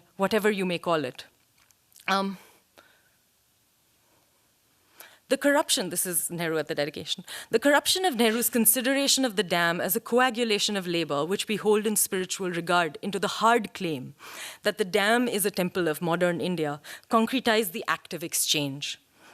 In the corrupted sentence, the dam and the temple replace each other over and over again through the linking verb is. With no qualification needed, this perverse sentence rendered the dam and temple fungible, equal, eliminating the role of labor in both cases. Whereas Nehru invoked public works, cathedrals, mosques, gurudwaras in terms of their builders, their laborers, here in the hard version of the sentence, they are invoked in terms of their consumers, the people who pray in them, those who benefit from their electricity. A number of erasures occurred in this shift from these days in India, mosques, temples, gurudwaras are dams, to dams are the temples of modern India. The first was the elision of the masjid and the gurudwara, the mosque and the Sikh place of worship. The second was the elision of his tentative tone. The third erasure was the link between the two categories of structure as those of labor. The transformation of Nehru's analogy from labor to temple traversed the distance between Nehru the man and Nehruvian the model as the distance between the Hobbesian natural body and the political body of the king. The question that remains to be considered is, to what end did this transformation occur? For whose benefit did these erasures work? Shifting meaning was a precisely governmental operation, one that Nehru acknowledged and allowed. Meaning shifted in response to what the state needed it to be, bridging the abyss between Nehru and Nehruvian. For Nehru to be interpreted as Nehruvian was a translation that in Spivak's terms was both necessary and impossible, as producing the translator's subject, in this case the state, in the act of translation. Nehru formed an ideal translator subject, one who condoned the phrase's translation with little control over the shifting meaning. Mandir, Masjid, Gurudwara became temple as a recalibration of the political weight of multiple spaces of worship. Spivak argues the translation echoes the form of exchange, an action in which two texts are brought into some kind of equivalence so that one can replace the other. The sentence that appears over and over again in place of the loquacious excerpts of Nehru's speeches of the project as a resurgent temple reverberated within the echo chambers of India's technocracy. And so it was in the interest of the technocratic remaking of the state that the turning of Nehru into a Nehruvian model, that the dam as a labor of conviction became a techno-aesthetic deity of industrial worship. The dam came to symbolize many aspects of the independent state. Most obviously, it was a symbol of progress. Oh, did I miss a slide? Okay. The dam came to symbolize many aspects of the independent state. Most obviously, it was a symbol of progress, but also a signal of techno-modernity, a memorial to sacrifice and labor, and a monument to circulation, the distribution, the spreading of wealth. It was an icon of the potential of nature and of the young Indian state's capacity to harness that nature. And crucially, the dam was a symbol of the power of quantification. Publicity pamphlets recounted in detail exactly how much concrete was spent in making the dam, 5 million cubic meters, how much of it was poured in an hour for 24 hours of the day continually for 7 years, 400 tons, how much land in Punjab and Rajasthan were consequently irrigated, 800,000 hectares, what the new total installed capacity of the Bhakra Nangal grid, 1.2 million kilowatts, and how many fold the power output in Punjab increased, 25. This quantified projection of the capacity and potentiality of the dam served the mythology of the Bhakra as a purely technological object. The mythology of the Bhakra dam is somewhat different from its reality. While the narrative espouses a vast and productive harnessing with diverse functions, the effects of the dam on ground are more complicated. A study by the Manthan Adhyayan Kendra, a group which works as a watchdog to water and energy issues in the country, has attempted to assess whether the dam lives up to its mythological status on its own terms, the quantified infrastructural object. It presents data on agricultural production, irrigation, and power, making the very difficult attempt to trace the connections between the output of the dam and the parallel agricultural output of the state. They've argued that the amount of water stored and distributed was highly exaggerated, a fact known and suppressed by engineers. They note that the dams tended to be a huge sucks on resources, concrete, foreign exchange, which in a condition of scarcity could have well been afforded to other projects that may have been more beneficial in terms of output. The second criticism they level against the Bhakra is towards its command area. Punjab was thoroughly irrigated well before the Bhakra, and it was the dry tracts of land outside Punjab in Rajasthan and Haryana that stood to benefit the most. They use this to argue that the imagination of the dam is a distorted version of the actual project. Bhakra did not make Punjab the granary of India, rhetoric did. In the 1950s, technocrats tried to answer this question. How can an indigent state move from scarcity to matter? The problem facing this was the central problem facing developmental economics. How do we create surplus without capital? And it undergirded the entire project of modernization and decolonization. How can a state materialize an abstract selfhood? The short answer was either through labor or through nature, and I have this image of labor here. It is the Nagarjuna Sagar Dam being constructed in Nagarjuna Konda, and it is not a concrete dam, it is a masonry dam. Infrastructure, unsurprisingly, turned towards nature. There's abundance in nature, and we can access it through engineering. But then again, we fall into the trap of lack. To engineer, we need matter. The dam manifested this theoretical problem of engineering something from nothing, from bringing nature to the world, to the everyday work of living and being. Here's the foundational fact of the concrete dam. The project is so huge and requires so many moving parts that in order to make the dam, you have to make the state. Wow, that's fast. In conclusion, you have to make institutions, train engineers, organize labor, recruit animals, displace people, mine for aggregate. The dam produces the state. And in concluding this talk, I want to demonstrate how the language of expertise and the materiality of concrete excised labor from this narrative of state-making.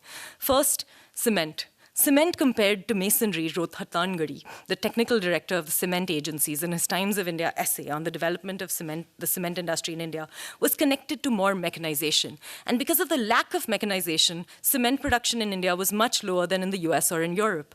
In using labor, cement actually became more expensive, triggering price rises across the concatenated chain of industries that depended on cement production. Already, labor's inefficiency bogged down the state. Second, concrete.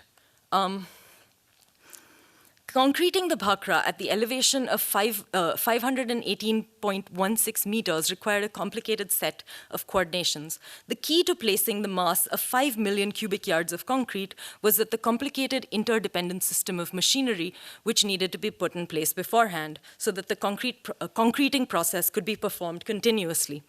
Between 1947 and 52, the infrastructure for dam building was constructed, and all-weather metal road was laid down, as was the broad-gauge railway line connecting Ropar, the urban node, to Nangal, and then from Nangal up to the site for Bhakra.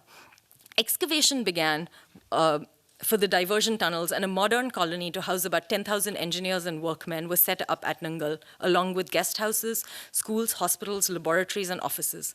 2 systems of transport had to be set up, and that's actually the image that you're seeing here. One for the aggregate that arrived at Naila and was transferred up on a conveyor belt, and the other from Surajpur. And I'll come back to this image with a map, so it's a little easier to understand. Cement was brought on hopper-bottomed wagons, which you can see in the bottom left there, and then on the northwest railway lines via Ropar, and then pumped up the site using Kinyan dry cement pumps. On Independence Day, the 15th of August, the Indian Concrete Journal routinely published essays about the progress of the Bhakra-Nangal project. It's kind of funny. And the earlier image was also on Independence Day. These articles, particularly because they were in the Indian Concrete Journal, stressed the material and construction details of the project. Consider this 1954 editorial on the use of concrete for multipurpose projects. High dams cannot be built in traditional materials because of the abnormal stresses which develop in the body of the dam and the complex nature and location of such stresses. Manual labor is also out of the question for the construction of such structures. It may take decades for manual labor to build a structure like the Bhakra Dam, with the consequent immense wastage of expenditure and holding up of the project for a number of years on the returns. In fact, concrete and mechanization go together for projects of such magnitude. Each article published on the construction of the concrete dam, stressed the peculiarities of Bhakra, which required special attention to the mechanical processes of concrete placement over the inefficiencies of manual labor. However, this obscured the fact that even machines needed labor to work them.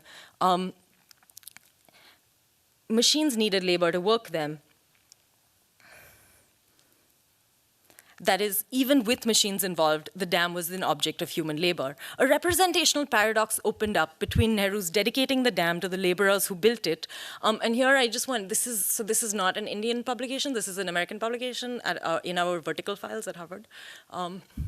And you can see the difference between the two. So this is, on the left is the Concrete Journal, completely mechanized technique, and here is some 50,000 men and 20,000 pack animals now work at the Bhakra Dam. And of course, they have their own kind of agendas here, which is, if you look at the bottom here, although human and animal labor in India is 1/10 of the cost, American machines are helping to build this mechanized system. And so a representational paradox opened up between Nehru's dedicating the dam to the laborers who built it and the way in which the dam was written about in journals of expertise.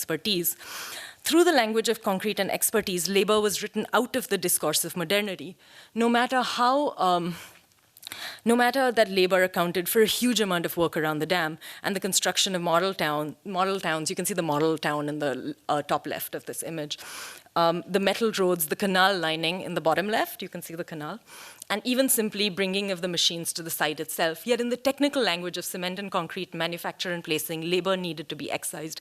Labor is the problem for being inefficient and slow. Labor was cited as the reason for cement's high cost. And so labor was at the heart of the Nehruvian body politic, which brought the state into existence as a material fact, was excised from the narrative of the dam and from the discourse of modernity towards the fact of surplus creation.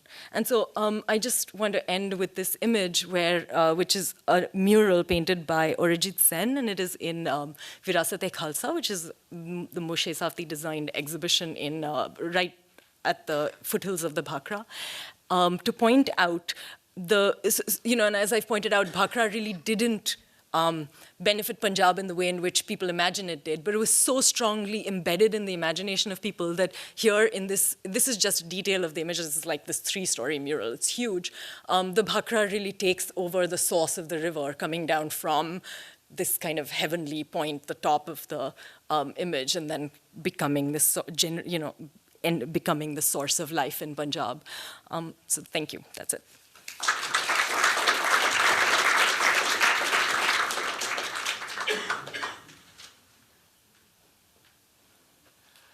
All right, next we have Brian Norwood, who will be presenting The Architect's Knowledge, Imagining the Profession's Historical Body, 1797 to 1933. Thanks. Yeah, you can't see anybody from here. All right.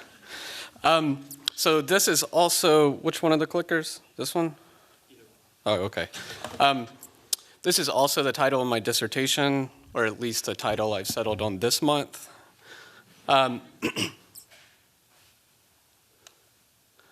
Like probably many of the PhD students here, oh my gosh. All right.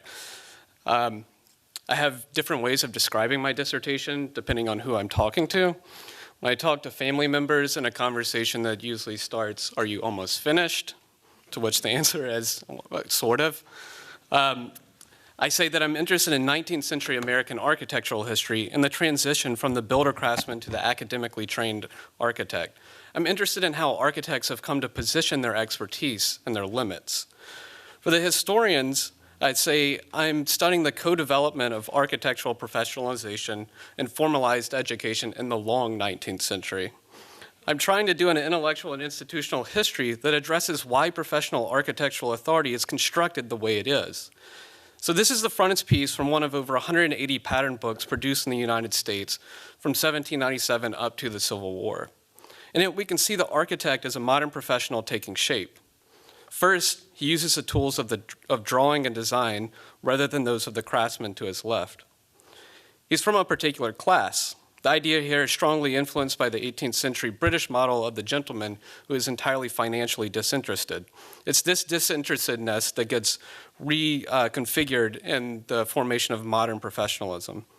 And importantly for the modern professional, He's the mediation point between the builders on his left and the clients on the right standing under the tree. Any well-rounded account of modern professionalization is going to emphasize roughly 4 intertwined aspects: the accreditation and gatekeeping methods, the professional institutional bodies, a code of ethics, and what interests me the most, the formation of an exclusive body of knowledge. The character of this knowledge, I think, is well captured by Aristotle at the beginning of the Metaphysics. He writes, "We regard understanding and comprehension as belonging to art, more than to experience. And we believe that artists are wiser than men of experience. For men of experience know the fact, but not the why of it. But men of art know the why of it or the cause. It's because of this that we regard also the master artist of a given craft as more honorable, as possessing understanding to a higher degree, and as wiser than the manual workers. Master artists are considered wiser not in virtue of their ability to do something, but in virtue of having the theory and knowing the causes." So Aristotle is setting up a kind of knowledge that we could call architectonic knowledge that's resting somewhere between techne and episteme, between craft and the total abstraction of theory. It's a theory of practice, a theoretical grasp of making that's purposeful and oriented towards an end. An account of this kind of knowledge is necessarily bound up with an account of the knower. As much of the literature of modern professionalism suggests, the emergence of the modern system of professional education is the hinge in the professional project. In architecture, the studio and the library of the academy become key sites in this formalized system. So if I'm talking to the third group of people I talk to, philosophers, I say that ultimately my argument is that through architecture schools, the history of architecture came to be established as the architectonic knowledge of architecture. Thus, the architectural profession provides a unique case for thinking out hermeneutic ontology. That is, the fundamental idea of historical hermeneutics is that understanding the past requires interpretation. But importantly, the practice of interpreting is itself historically informed. That is, the present is shaped by the past that is trying to interpret, and the past is shaped by the activity of interpretation from the present. Architecture provides a unique way to think out this kind of recursive relationship of the present and past at an institutional scale, in that it is a profession that firmly grounds its authority in a knowledge related to its own past. So, I don't know who's going to get this joke. I've already ruined it. So what I'm trying to do is write as if Dell Upton had secretly carried around a copy of Being in Time rather than a tape measure. I don't know. I got one. All right. I paid him to do that, though. So the overall narrative of my dissertation is in 2 parts. In the first part, I consider antebellum formations of architectural discourse along the Atlantic seaboard, in particular the ways that lectures on architectural history began to participate in the formalization of the architectural educational project. This is what I'm going to focus on today. In the second half of my dissertation, I begin to look at the emergence of the architecture school in university settings. So this is in 1901, 1925, and then by 1954, and you can see on this graph that dip is World War II, and that's this massive jump in enrollment in architecture schools in the 50s. And I'm interested in the period before that dip, as architecture starts to come up with its basic methods of formalizing education. So to focus on, and I picked 5 schools out of that I'm working on. But to focus on the first half of the project today. The English-born and trained architect and engineer Benjamin Henry Latrobe came to the United States in 1796 and was one of the first to consistently speak of the profession of architecture. So Latrobe attempted to give shape to the ideas of an elevated body of professional architects. He juxtaposed his practice to 2 adversaries that constantly frustrated him. On the one side, he opposed himself to the ingenious, gentlemanly amateur capable of producing aesthetic elegance, but often with basic errors on the sides of structural and the practical. Their relationship to style and the elements of architecture, Latrobe said, was non-systematic. It was not learned in a scientific way. He said Jefferson, for example, was very good at pulling ideas out of old French books, and he said that gentlemen amateurs like Thornton could only draw at the general abstract scale, leaving much of the work of architecture up to the builder. Latrobe, on the other hand, said that he was a systematic and scientific in his approach to architecture, which allowed him to work within multiple stylistic systems, to work at different scales of drawing, considering style and technical as both aspects of this same project.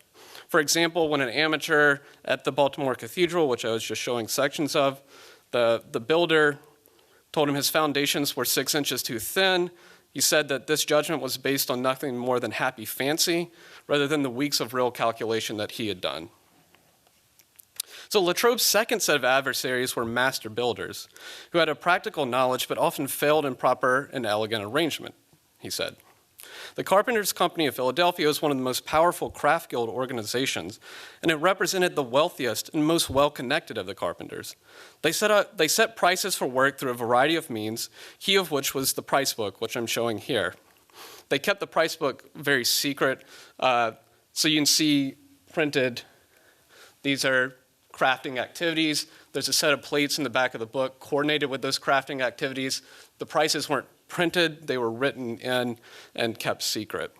This, of course, frustrates Latrobe in the sense that part of the job of the architect is to estimate, and one can't estimate if you don't know how much it costs to actually do something.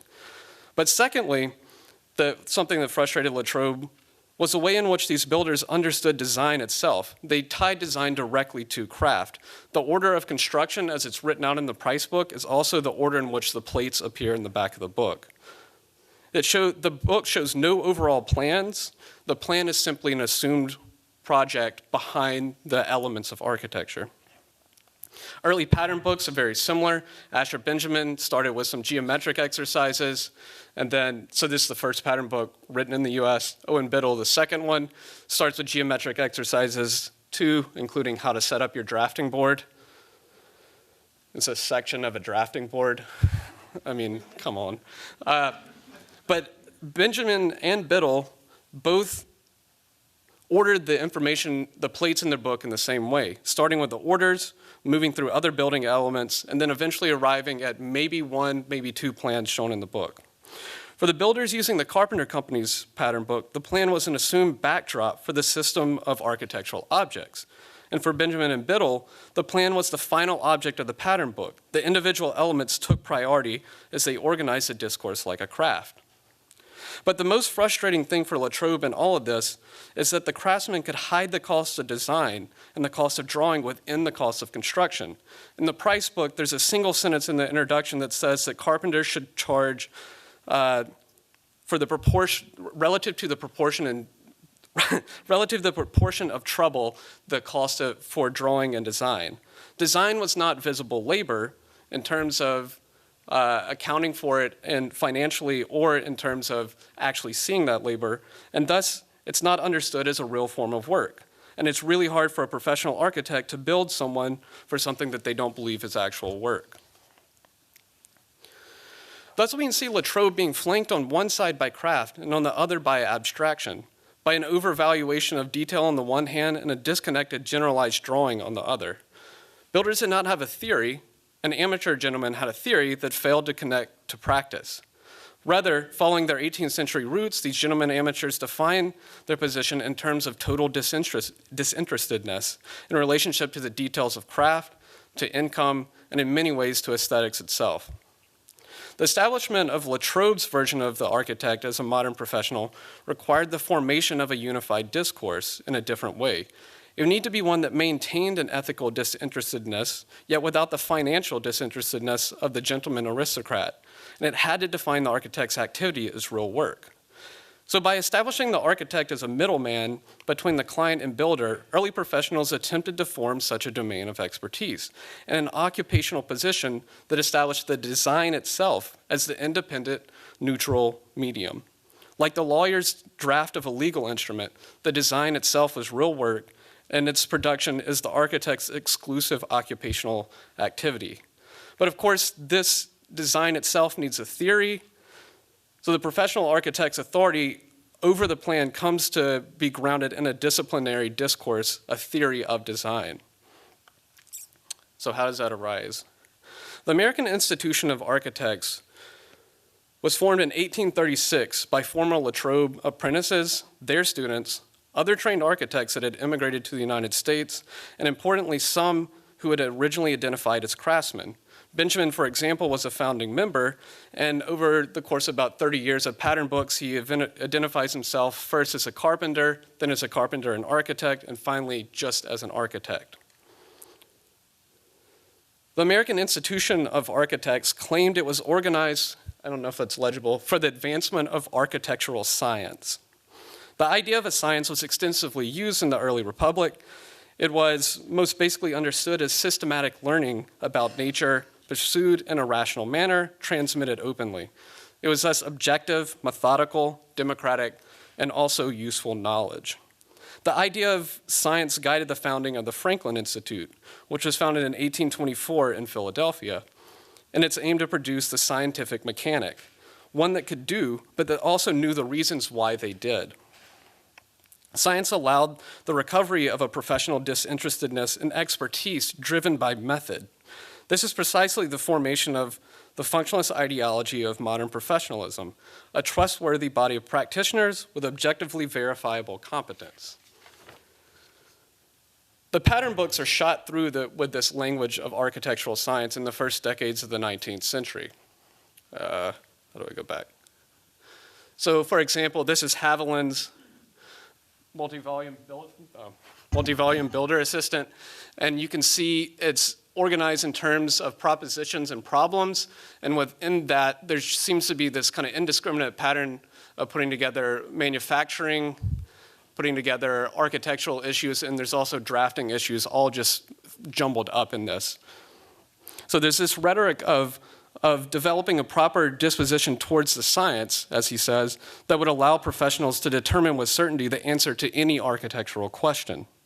This is Edward Shaw's Civil Architecture of 1831. There's tons of books exactly like this, that they basically call for the one learning architecture to begin from clear, distinct, and intelligible principles that are geometric and proceed towards learning the actual body of architecture. So you reenact this personal kind of Cartesian adventure through the history of architecture to get to beautiful design. Science both defines the objects and the methods, the ends and the pedagogy. It was a mode of thought shaped by the individual and the system. This is also, at the same time that science is starting to become a form of language, the word taste starts to show up a lot in the pattern books. I know you shouldn't take Google Ngram to really mean anything. I understand that, but I want to look scientific here for you guys. The blue line is the usage of taste in English printed books, and the red in American, and the red in English, Great Britain English, GB. And there's this period, I think, regardless of whatever it means, it's borne out in the pattern books themselves that the word taste is used repeatedly at this point. Taste, of course, is put in a difficult sense, more so than science. And the fact that you have to convince the public that it's necessarily a valuable commodity. And further, you have to give the public enough taste to know which taste is good. So the architect, as a professional, has to convince the public and educate them enough to discriminate between good architects and charlatans, but you can't educate them more than yourselves because they still need to know that you're the professional and they're the layman. So science and taste enter this sort of dialectic, I think, neither reducible to the other, but both almost always show up in the same text. Here's the fundamental proposition that I want to make. Out of the dialectic of science and taste, the historical project emerges as a key tool for defining the profession. In the 1830s, pattern books with regularity start to have massive sections on architectural history, quite often, as here, lifted from another British book and just plopped in. It's a good way to fill pages in a big document you have to turn in a year or two. Lefebvre, when he does this, gives a kind of semi-autobiographical justification at the beginning. At the commencement of this publication, historical matter was deemed unimportant, but after a more mature consideration, it is estimated as being of utility to the practical workman, and giving him more magnified and pleasing ideas of his profession, as well as to discover that architecture is more than a mere mechanical art or profession, and to prove to him that the art of design requires an exclusive and thorough study. You see ideas like this repeated throughout many of the pattern books. But the members of the American Institution of Architects, of course, Lefebvre is a member, claimed in their founding document to be regularly educated architects. But of course, there's little consistency in how all of these people are educated. Science and taste are certainly modes of education, but what I want to claim is that it's the development of a historical body of knowledge that goes along with the furthering of the kind of formalization of education in the US. So the earliest two sets of lectures on architectural history that I can find are this one by William Strickland at the Franklin Institute in 1824, and David Douglas at West Point that begins in 1823. Strickland had first apprenticed with his father, who was a carpenter, and then apprenticed with Latrobe. In the winter of 1824, he gives these set of 8 lectures that in one sense are kind of boring, straightforward, classical revivalist material, but in another sense they're marked by a tension between historicism and absolute principles. Architecture, he says, is composition, and it's the execution of those compositions of all public and private buildings. Composition is naturally the ideational work of architecture, and that's what he privileges in these lectures. In one sense, Strickland reads compositional style in terms of associationist aesthetics. Styles are tied to particular peoples and epochs. Each style represents the character of a people. Therefore, you could say Egyptian architecture represents the social, cultural, and political characteristics of ancient Egypt. But then he says also that compositional styles are appropriate to certain functions. The Egyptian style is appropriate to funerary architecture because it is associated with a keen awareness of death. Associations are historically formed, but they also become these free-floating signifiers that get reorganized according to our modern habits of thoughts. But Strickland also gives a sensualist account in the sense that he says proportion and beauty are immediately recognizable, they're self-evident, they're fixed, and they're unchanging. You don't need education to see them. So when Strickland takes this Plato out of Stewart and Revette's Antiquities of Athens, replicates it for the Second Bank of the United States, which becomes a drawing turned into a facade of a building, he makes a judgment about composition in the sense that he says it's the most beautiful thing ever built, but he also makes a judgment based on associations. The Greek form is associated with civic good. So the professional architect is one that gets positioned that can, in a way that they can navigate the historical tensions of universality and variability. Douglas makes a slightly different move. He solves this kind of problem of in which style should we build by flipping the relationship of construction and design. He says, yes, composition precedes construction when we design architecture, but when we give a historical account, construction has to precede composition. Historically, the styles of architecture are rooted in the principles of construction. Now there are lines you can trace, lots of architects that would be linked to him educationally, but I think it has limited effect in the sense that this has the potential to undermine the compositional, ideational project of being an architect. That is, architecture's intellectual project is rapidly beginning to differentiate from the engineer's search for material efficiency in the middle of the 19th century in America. And thus an account of architecture's history resists the reduction to materialism or some sort of technological determinism. Of course, this relationship of engineer and architect is fraught still. If we jump forward to the 1840s to the next full sets of accounts of architecture in the US, you can see where this project ultimately ends up. Thomas Eustick Walter, on the left, first gave his set of lectures on the history of architecture at the Franklin Institute in 1841. Like Strickland, he was educated by a craftsman father, then he went and apprenticed with Strickland and was educated at the Franklin Institute by Strickland and John Haviland. His lectures are much more historical than Strickland. They construct a narratival arc from origins to the ancient origins to America. And he's perhaps most known for having put the dome on the U.S. Capitol. We can come back to that. But essentially, he's got an understanding of architecture as both a technological and aesthetic project. One must know about iron, as he does, because he didn't need Meggs to actually tell him to do this. He did it on his own. There's a technological project, but really what the architect is working out is the aesthetic project. Louisa Tuthill is this really interesting figure. She's mostly known for writing books for young women, But she also wrote the first survey of architectural history in the United States, and she edited a collection of Ruskin's work that was reprinted 23 times.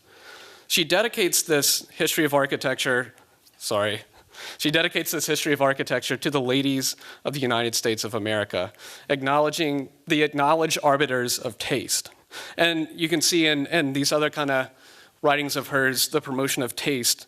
She suggests in this book that young women should be reading Burke on the Sublime and the Beautiful and Allison on taste. What's interesting about her project is that taste becomes this higher non-professional category that has massive implications for the profession itself. So what I think is interesting about both of these people's narrative is that they're both devoutedly Protestant. They build their architectural histories within an intertwined model of personal and universal progress. You advance God's kingdom, and at the same time, you advance God's kingdom in the world, and you also advance it in your heart. Personal and absolute time are combined. For both, architecture is a fine art at the degree that it exceeds basic necessities of shelter and construction, and this excess was in itself a key mark for cultural progress. Architecture, understood as a fine art, requires training to be appreciated. Thus, these terms like taste, improvement, refinement, ultimately become terms that relate to the history of architecture, to the architect, to architecture itself, and to the public, tying everyone together in a kind of constantly advancing moral project of interpretation and self-interpretation. Ultimately, Walter and Tuthill see themselves as apostles of a history greater than them, trying to make the public aware of a truth that is guaranteed to unfold. So what I want to say in the end is that the particular content of Strickland, Douglas, Walter, and Tuthill's histories are really similar. All four largely relied on the same English text. What is varied between their histories is the way in which they make sense of the past. This is what I mean by imagining the architectural profession's historical body. Images of history are those often tacit yet fundamental assumptions through which we give history sense, through which we define what it means to think historically. When we talk about developing a sense of history, we're talking about developing a particular image, a particular historical imagination. These images of history are caught up in this dual articulation of the discipline, as it both relates to the impersonal discourse that forms the objects of which we speak, and to the maker's practical wisdom in relationship to this discourse. Images of history are concerned both with the body of knowledge and with the activity of knowing. The emergence of the modern system of formalized professional education is the hinge in this project. In history and in professional education, the production of knowledge and the production of a knowledgeable producer are fundamentally intertwined. I just want to end by pointing out the two questions that I'm worried about now. So with the Southern Schools of Architecture that I'm looking at a historically black manual training institute, a state polytechnic institute, and a private university. My question with these schools is how is architectural discourse as a theory of building shaped in the wake of the violent disjunction of craft and discourse that characterized much of the construction in the South, antebellum South? My second question follows from this then. What happens when historical discourse is formed of a regional architecture in the wake of the Civil War, and how is it able, or in most cases entirely unable, to reckon with the entire exploitation of craft labor of slaves that constructed its past? And then in the Midwest schools, I'm concerned with a couple of other related, or maybe different questions. How does the history curriculum in these schools start to form itself when professional justification starts to get reduced down to technical proficiency? This is the first Illinois Board of Examiners for Architects, the first licensing law. This is Rickard that ran that school. His students actually did the worst on the first set of exams. The people that were apprentices were actually much better. So how does this kind of university education relate to technical proficiency? And further, how does the push towards the standardization and institutionalization of architectural education affect its history? In short, when one gives an account of the history of institutions, and architecture is organized this way, you also have to give an account of the institutionalization of history. Thank you.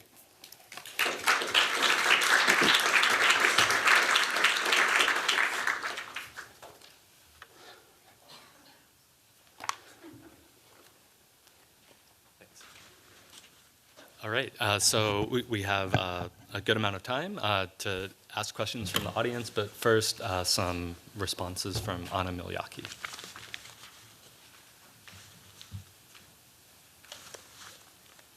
All right. I can appreciate how it's a little bit, nerve-wracking to sit in your own institution in front of an audience that includes your advisors, even, a decade later or whatever, however long it has been. And also, just so you know, because there was Utopia in your title and because I didn't have your papers, I brushed up on Utopia, right? But somehow, inadvertently and in a very amateur way, I think some of the work that we did for the Office US and the Atlas, and I'm seeing Michael, so if I have gaps, please fill them up. We have in fact touched the kind of context in which you were working, though from the point of view of the US intervention and a kind of development expert role. And we've looked at the kind of early professionalization of architectural practice. So this means that I'm an absolute amateur in both of these fields, but know they exist, right? So for me, I think there are actually some interesting links through these, but I'm not gonna give you a big sort of expose here on them. What I want to do is put a particular version of, or at least position on Utopia on the table so that we don't kill it in the process of this conference, because I'm most worried that it gets emptied out of its meaning, and I find some of the meanings of Utopia important and dear to me. So I don't like the notion that it is evacuated by the end of the day. But so the key one maybe that I think is useful for both papers in some way is the kind of Jamesonian view, or when he writes Politics of Utopia, which is something he produces around the same time as his larger book on the topic. He proposes that there are two particular ways to understand various utopian texts and contexts in which Utopia has some function.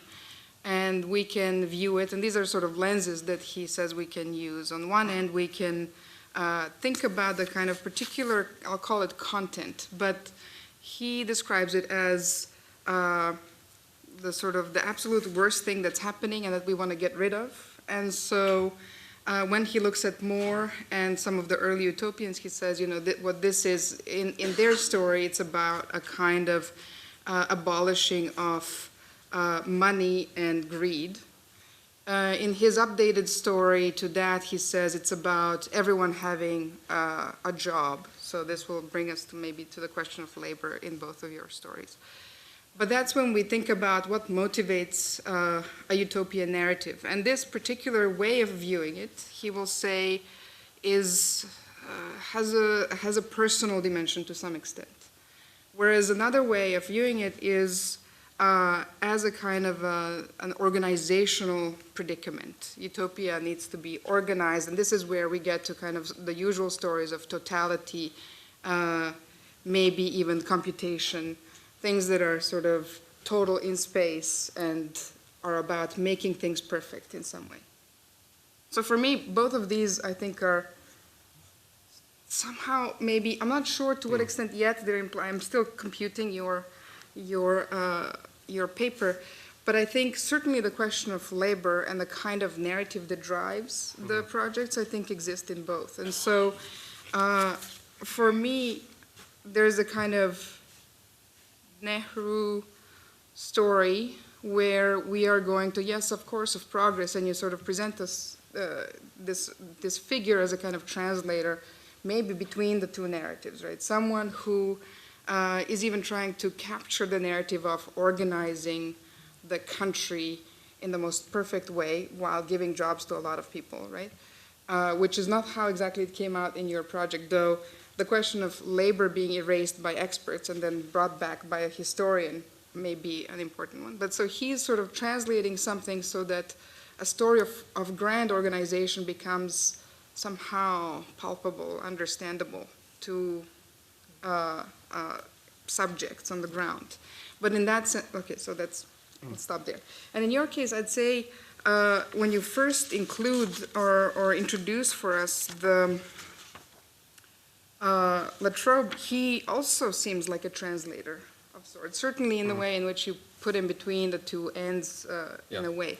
And what didn't come out from your story until the very end, and when I was thinking, oh, maybe I need to ask this question, but then you sort of brought it actually enough, like you foregrounded it enough that I think it's plausible to think about this, that there is a kind of also a narrative of producing a country at a kind of a grand scale that has to be a well-organized, beautiful democracy in which architects might have a specific position. Yeah. You didn't quite go there because your story is more sort of internal to the discipline and how it constitutes itself.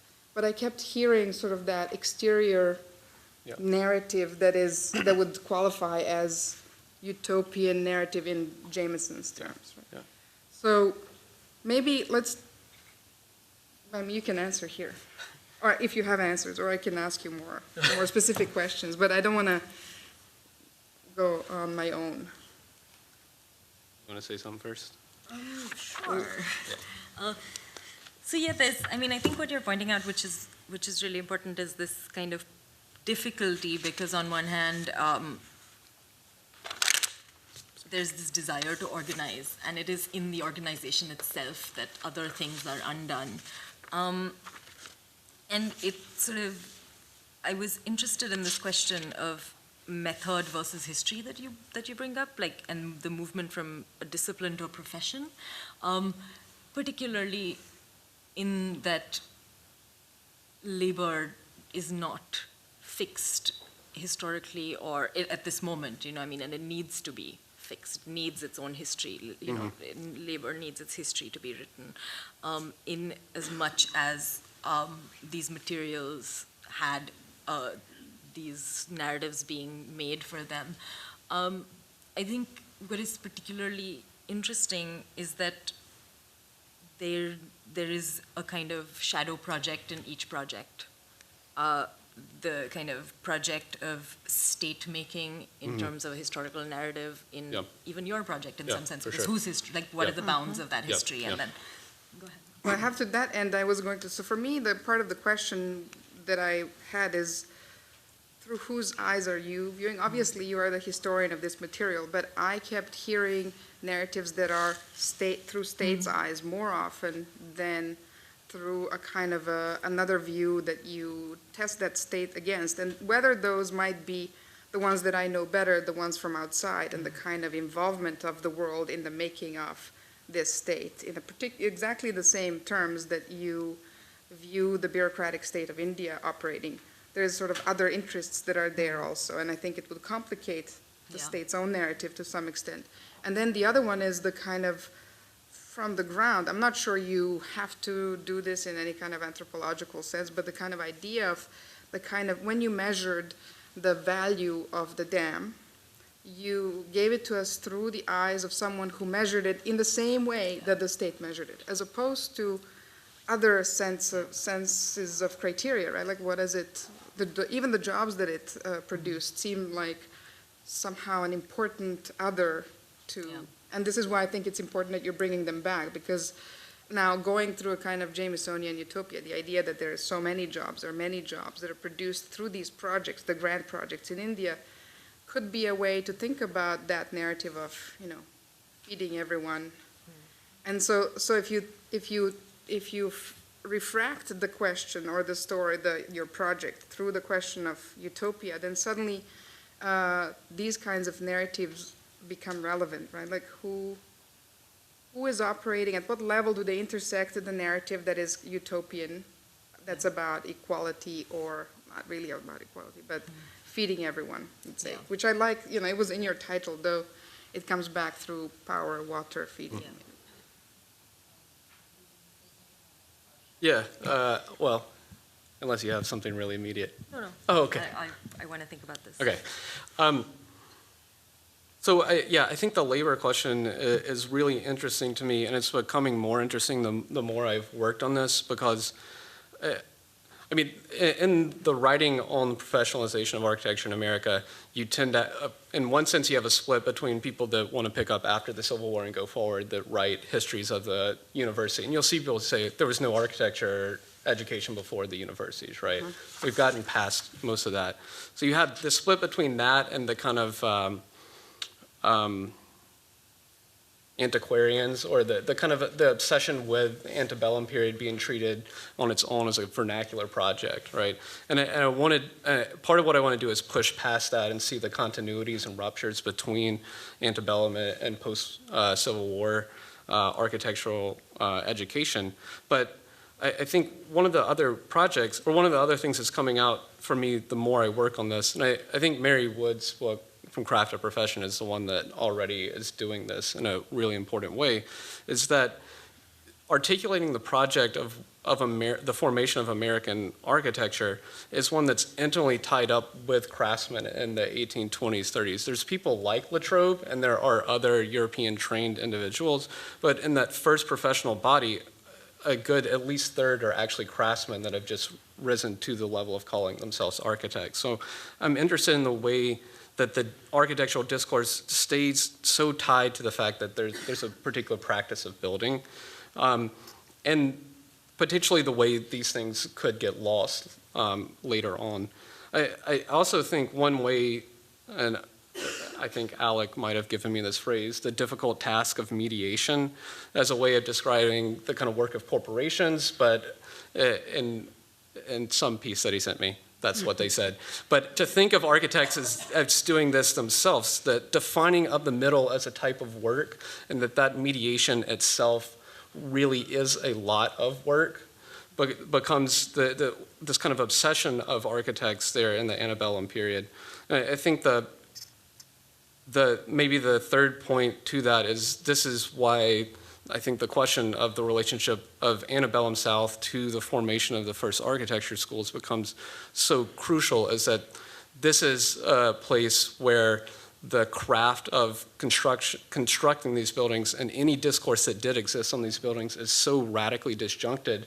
There are tons of institutes across the New England area for mechanics, and there's a couple in the Midwest, but there simply isn't that in the South as far as I can tell, because labor itself, the labor of craftsmen, and most craftsmen are slave craftsmen, and the way in which labor itself organizes into a discourse is radically different. So when you start forming a kind of architectural history that happens, after Reconstruction, it happens in the kind of in these schools that are part and parcel to the Jim Crowing project, the past that gets retrojected is this radically, it's all the patriarchal kind of things that we already know about to some extent, but it's radically informed into the history. So the way that architectural history starts to write the body of the country, I think it gets very regional in the South in one sense, but also in these pattern books, you see this constant kind of struggle of defining the style of the country. And in the larger histories like Tut Hill and Walter, there's a narrative that runs from whatever the origins project they choose as, and it's various for them, but the US is the end point of that, right? So there's an attempt to define some sort of global trajectory to position the US as a kind of bringing forth of a history. The one thing I was going to say is that I think what's interesting about your project here too is just this disjunction of the expertise of the engineer and the architect, and how that's something that develops over the 19th century. In the US, at least, you have the Army Corps of Engineers teaching architecture for an extended period of time until Army Corps kind of splits off and manages these large technical projects. Are there architects in the story? There are architects in the story, but they are, so in part, why I wanted to write about the dam is because I wanted to talk about how it is important in relation to Corbusier and Chandigarh. And the dam is seen as a parallel, like both of them. One is the School of Engineering, one is the School of Architecture. So the second question is, are the engineers Indian while architects? So what we found is an influx of foreign architects Yeah. who are all producing what we call nation buildings, right? That basically are relevant universities and governmental sort of representative buildings. So There's kind of two generations that come together. There's one generation that comes out of Chandigarh who have all worked under Janare, and they actually go on to build a lot of these spaces in Punjab, a lot of the agricultural universities, which I work on in this other chapter, which, becomes the site of generating. And of course it fails because if you don't have capital, you really can't do biotechnological work. But they become the sites to receive this kind of biotechnology. But the thing is that, there's two kinds of the architect. There's Stein, who will come to India and become Indian. And then there's, Königsberger as well. But then there's people like Abrams who come and then go back and work in all sorts of places in the world. And I think the one interesting thing I can say about them is a lot of the Indian architects have to route their designs through, say, someone like Stein. So Stein has more power because he is older, because he is American. And it's the same with engineers. So there is the one American engineer. But there are also various Indian engineers who are simultaneously being trained, and there were no British, like all British. open it up. Oh, Yep. yeah. Yep. I have one.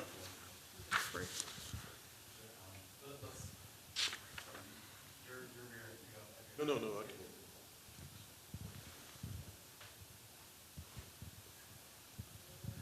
I was just interested to get some sense of the extent to which you're involved in descriptive activities here and also evaluative, which are stretching into the critical in terms of the projects you're looking at. I'm wondering if your own practice is informed by a utopian aspiration. So, you're looking at objects and demonstrating the politics of the utopias present there. But isn't architectural history, if it's critical history, secreting its own utopias that were lost, were silenced, etc.? And is there going to be work in your fully developed projects to articulate more fully those lost utopian horizons that you think as a constructor of discourse should be more fully realised or could have been more fully realised? Well, I was going to ask it differently, but that was my question for first? later. Yeah, Okay. I don't know if I have an answer to this, so you I'll should go ask it first. differently. I maybe. think from what I sort of understand of of what you're asking is, I like to think of this project of the Third World, which was in some sense this very, very ambitious political project, and the story of how the Third World came undone, the various moments at which this political project faced many kind of many obstacles that it couldn't really get past, and then and so and this Third World project is every professional body of architects in Nigeria, in India, in Sri Lanka speaks to this. They're talking about how will we work with the state, and so architects are working with the state at all points. And this breaks down sometime in India, particularly after the emergency, where architecture and the state separate, and then secondly with the influx of capital. I mean, I know this is a sort of different trajectory that I've gone on because you're specifically asking us about how it informs my work. I guess it informs my work in terms of figuring out how these political projects get undone and trying to find ways in which we can still have a somewhat optimistic politics. Don't you think it's important also to think about how they get done? Because isn't that where the optimism might be? Because, I mean, I speak this only as someone who works on a context in which state is big also, right? And it's easy to say state is bad. No. And there's enough evidence. Yes. There's enough evidence to do that. But it's hard to track how optimism actually travels from a big narrative through architects to population, etc., and get something produced that may survive even the undoing of the project. But I wanted to, maybe, I actually have a sense of how you might answer this question, but when I Yeah. was going to ask it, I was going That to would be actually awesome. say, I was going to, well, I'm not going to answer for you, but I'm going to I'm going to re-ask it. Sorry, Okay. Michael. You know, in Walter Benjamin's thesis on the philosophy of history, he has one little moment where he says, you know, that historical, well, he has different things. We have to stand outside and whatever, but we have to find ways in which something about the histories we look at resonate in the contemporary, and look for the ways in which we can open up the revolutionary potential of the material we work on. That's a kind of operative history. Yeah. And I heard it in your, Yeah. in the last set of responses that you made with antebellum. And Yeah. so, no, not. Yeah, that- for sure. go I there. mean, I guess maybe in one sense, what's interesting to me is just the attempt to tie the discourse of architecture to the practice of building, and then the historical discourse as a discourse on the discourse of architecture. This kind of recursive layering of the kind of discussion. Because in one sense, this is probably really old-fashioned, but I get tired of being in architecture schools and hearing people talk about how architecture is good for everything but building. And I think that's what's interesting about this project is these early histories is they're so tied to that the aspect of building, to the labor of building itself. So I think that in one sense, but I mean, maybe part of the other exercise is I see the first part of my dissertation, if I switch into like Heideggerese for a moment, this kind of move towards defining an overall theological project of architecture that has some like universal that it's pursuing. This is what taste is about. And I'm interested in Midwest and South as this kind of lobbing sort of, I don't know, hand grenades into that kind of really tight narrative that in a way that some of the kind of Southern historical narratives you could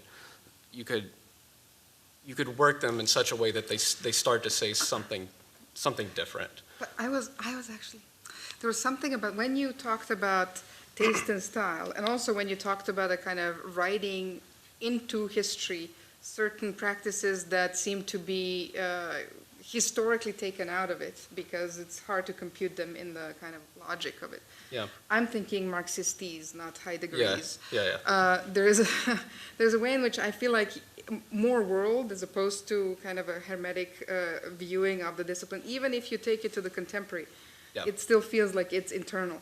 Whereas if you see it in the political context, in a greater sense, and you think about these architects have a particular position in the organization of labor at particular moments, Yeah. or there is actually race that comes into question in some of these, and the kind of particular economic standing of some of the builders, architects, etc. in Yeah. your project. Yeah. Those seem super important to Yeah. me Yeah. to kind of. Yeah, for sure. I don't have a good response, but yes, Okay. I think so. Sorry, no, I was eager just because I actually just want to prove that I understood your Dell Upton joke. that somehow that, what we might call material culture or a study motivated by material culture is not enough, no matter how accurate the tape measure, that we still need some notion of the condition of possibility for thinking this way. And it comes back to what Anna was just saying about that taste was so operative in being one of the conditions of possibility for this architecte to be put in place. And I understood it that taste was one of those, at least Yeah. part of the architectne. Yeah. But then, of course, it begs, what's the condition of possibility for taste? And I was thinking of that book, and I'm sorry I've forgotten the woman's name, sorry. Hill. But I felt like her audience was not professionals, but gentle people, right? Yeah. And I don't know, and someone who knows more 19th century or 18th century can help me, like Erica. I would think that taste comes from reading and speaking. I'm actually thinking of the Django in Yeah. Chains Swing, where the German guy says, "Can we parlay?" Yeah. Right? Can we speak? Can we discourse? And it's this discoursing that proves that you have taste and and. But it's a and- double and- politic, right? There's Yeah. a taste that is exclusionary, that helps Yep. define the professional expertise, and there's taste that helps us speak to the population, especially when she comes in. But don't, you went political on me I don't want to go political yet. What I want to suggest, might the condition of possibility ultimately be text? In other words, is this where text becomes a condition of possibility for architectune? Right? It's what I'm trying to get at. Is this the moment before architecture separates from text? In the kind of notion of inscription, in a kind of Paul de Man's sense of this originary moment of inscription. And of course, then I'm thinking also on the other side of that, and then, Anna, we can get political. It's precisely text that the slave carpenter doesn't have. Remember, you know, they have to put their mark. They can't write. They can't sign their name on their own work, so they just put their mark. And there's something textual that interests me, that architecture and text are not separate at that moment. Yeah, I mean, for sure, Tuthill's exercise as taste is something much more general, and taste is something that's obtained through a variety of different aesthetic exercises, right? It ultimately has to do with, like, in her language, combining science and art and a kind of Christian discourse. And that's a moralizing tool through which the more taste America develops, the architect is going to build a more tasteful building. And the more tasteful building you build, the more you're going to develop the taste of America. So there's this kind of recursive definition that is entirely progressive in their narratives. It's not something that you hear that, I mean, cultures decline in some extent, but it's very much a kind of Hegelian model of history that they're working with, right? And yes, in some sense, I think text does serve that purpose. And of course, this is what I'm just starting to think about with the South, I guess, would be the question of, because you look at these early planters' journals that are circulating in the 40s and 50s, there's an agricultural discourse that comes in and kind of discussions of architecture in this sense of like productive work. But then there are republications of historical texts and philosophical texts in DeBow's Review and things like that lend themselves to a discursive construction of like what the plantation house would be or what the kind of gentlemanly culture of the South would be, that it seems very disjuncted from any conversation about actual methods of construction, right? So it seems right to me, but yeah, needs more thought, yeah. Yeah. Well, first a comment and then a question. I think for both papers that dealt with concrete, something that kept coming back to my mind is this question of scientific management, I think, is far more than a motif. In a way, I think that's at one point you referred to it. The way in which concrete became a kind of object of management, I think that's something that would illuminate both studies. In your case, it would, I think it would potentially sort of radicalize a kind of art historical technique that you're using right now, which doesn't mean you would change your technique, it just means it might enrich it in some way. In your case, I think this question of the quantitative state, it's really a redundant term in some ways, and I know you're saying that, right? But obviously the first statisticians were the German statists, and so I would agree with Anna that the numbers you want are not these magnificent numbers. It's really the dumb calculus, the daily calculus by which management makes all of these categories that you're trying to separate out: material, labor, what was the third one? Nature. Material, labor, and nature. Management doesn't care about the divisions among those things. In fact, it's actually in the practices of management that you get this weird subterranean counter history of modernity in which they just want to erase all the differences between those things. And they do it through this very routine, dumb calculability of statistics, right? And so I don't know that it would change either of your projects or that you need to turn your project into that. But I think the question of the management of concrete is central to both in a way, because it's such it would make it much more about, it would allow you to erase phrases like techno-aesthetic, right? Of course it is, right? Brian, look, in some ways this question has already been asked, but I want to ask it just in a slightly different way. I couldn't tell if you're writing a history of history or a history of the present. And that's, you don't have to answer that right now. I just wonder if in what you're doing, maybe as you finish out, I would want to hear that more explicit. Now, Michael's like raising one way in which, one or two really interesting ways in which that might happen. Yeah. The one that came to mind for me was what's your cutoff date right now? 1933. So, I mean, I thought the chart was really interesting that you showed, like, it seems to me you stopped the movie right before it got really interesting. But if that's intentional, then I just want to know why that is. Yeah, I mean, the reason it's 33 right now is that's the year the Historic American Building Survey is set up. And so. That's not to say what you said wasn't interesting. Yeah. No, he said what I said was interesting, so just keep that.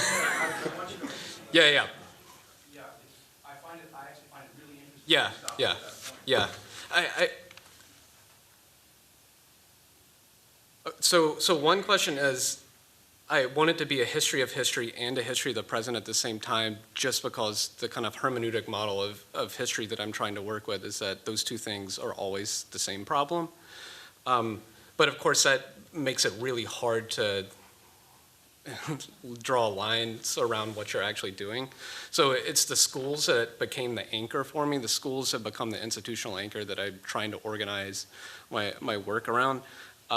But what I'm finding as I'm in the archives is the sheer influence of external institutions on these schools grows and grows, right? So the Beaux-Arts Institute of Design, Society of Beaux-Arts Architects before that, every single school I've gone to, I've found their projects, the Beaux-Arts Institute of Design would write project briefs and send them to all the schools, and then ran competitions that had an unbelievable amount of submissions in the 20s and 30s. So I started seeing this kind of, these meta-institutional forces. The ACSA by 1916 is just doing it in this really amazing way, that the way the historical discourse gets constituted in the schools, everywhere you go, they look pretty similar in the sense that they all were trained by William Ware or Warren here or something like that. But also the way in which you say this percentage of the curriculum is history, there's another category for engineering or whatever, the way that stuff gets arranged.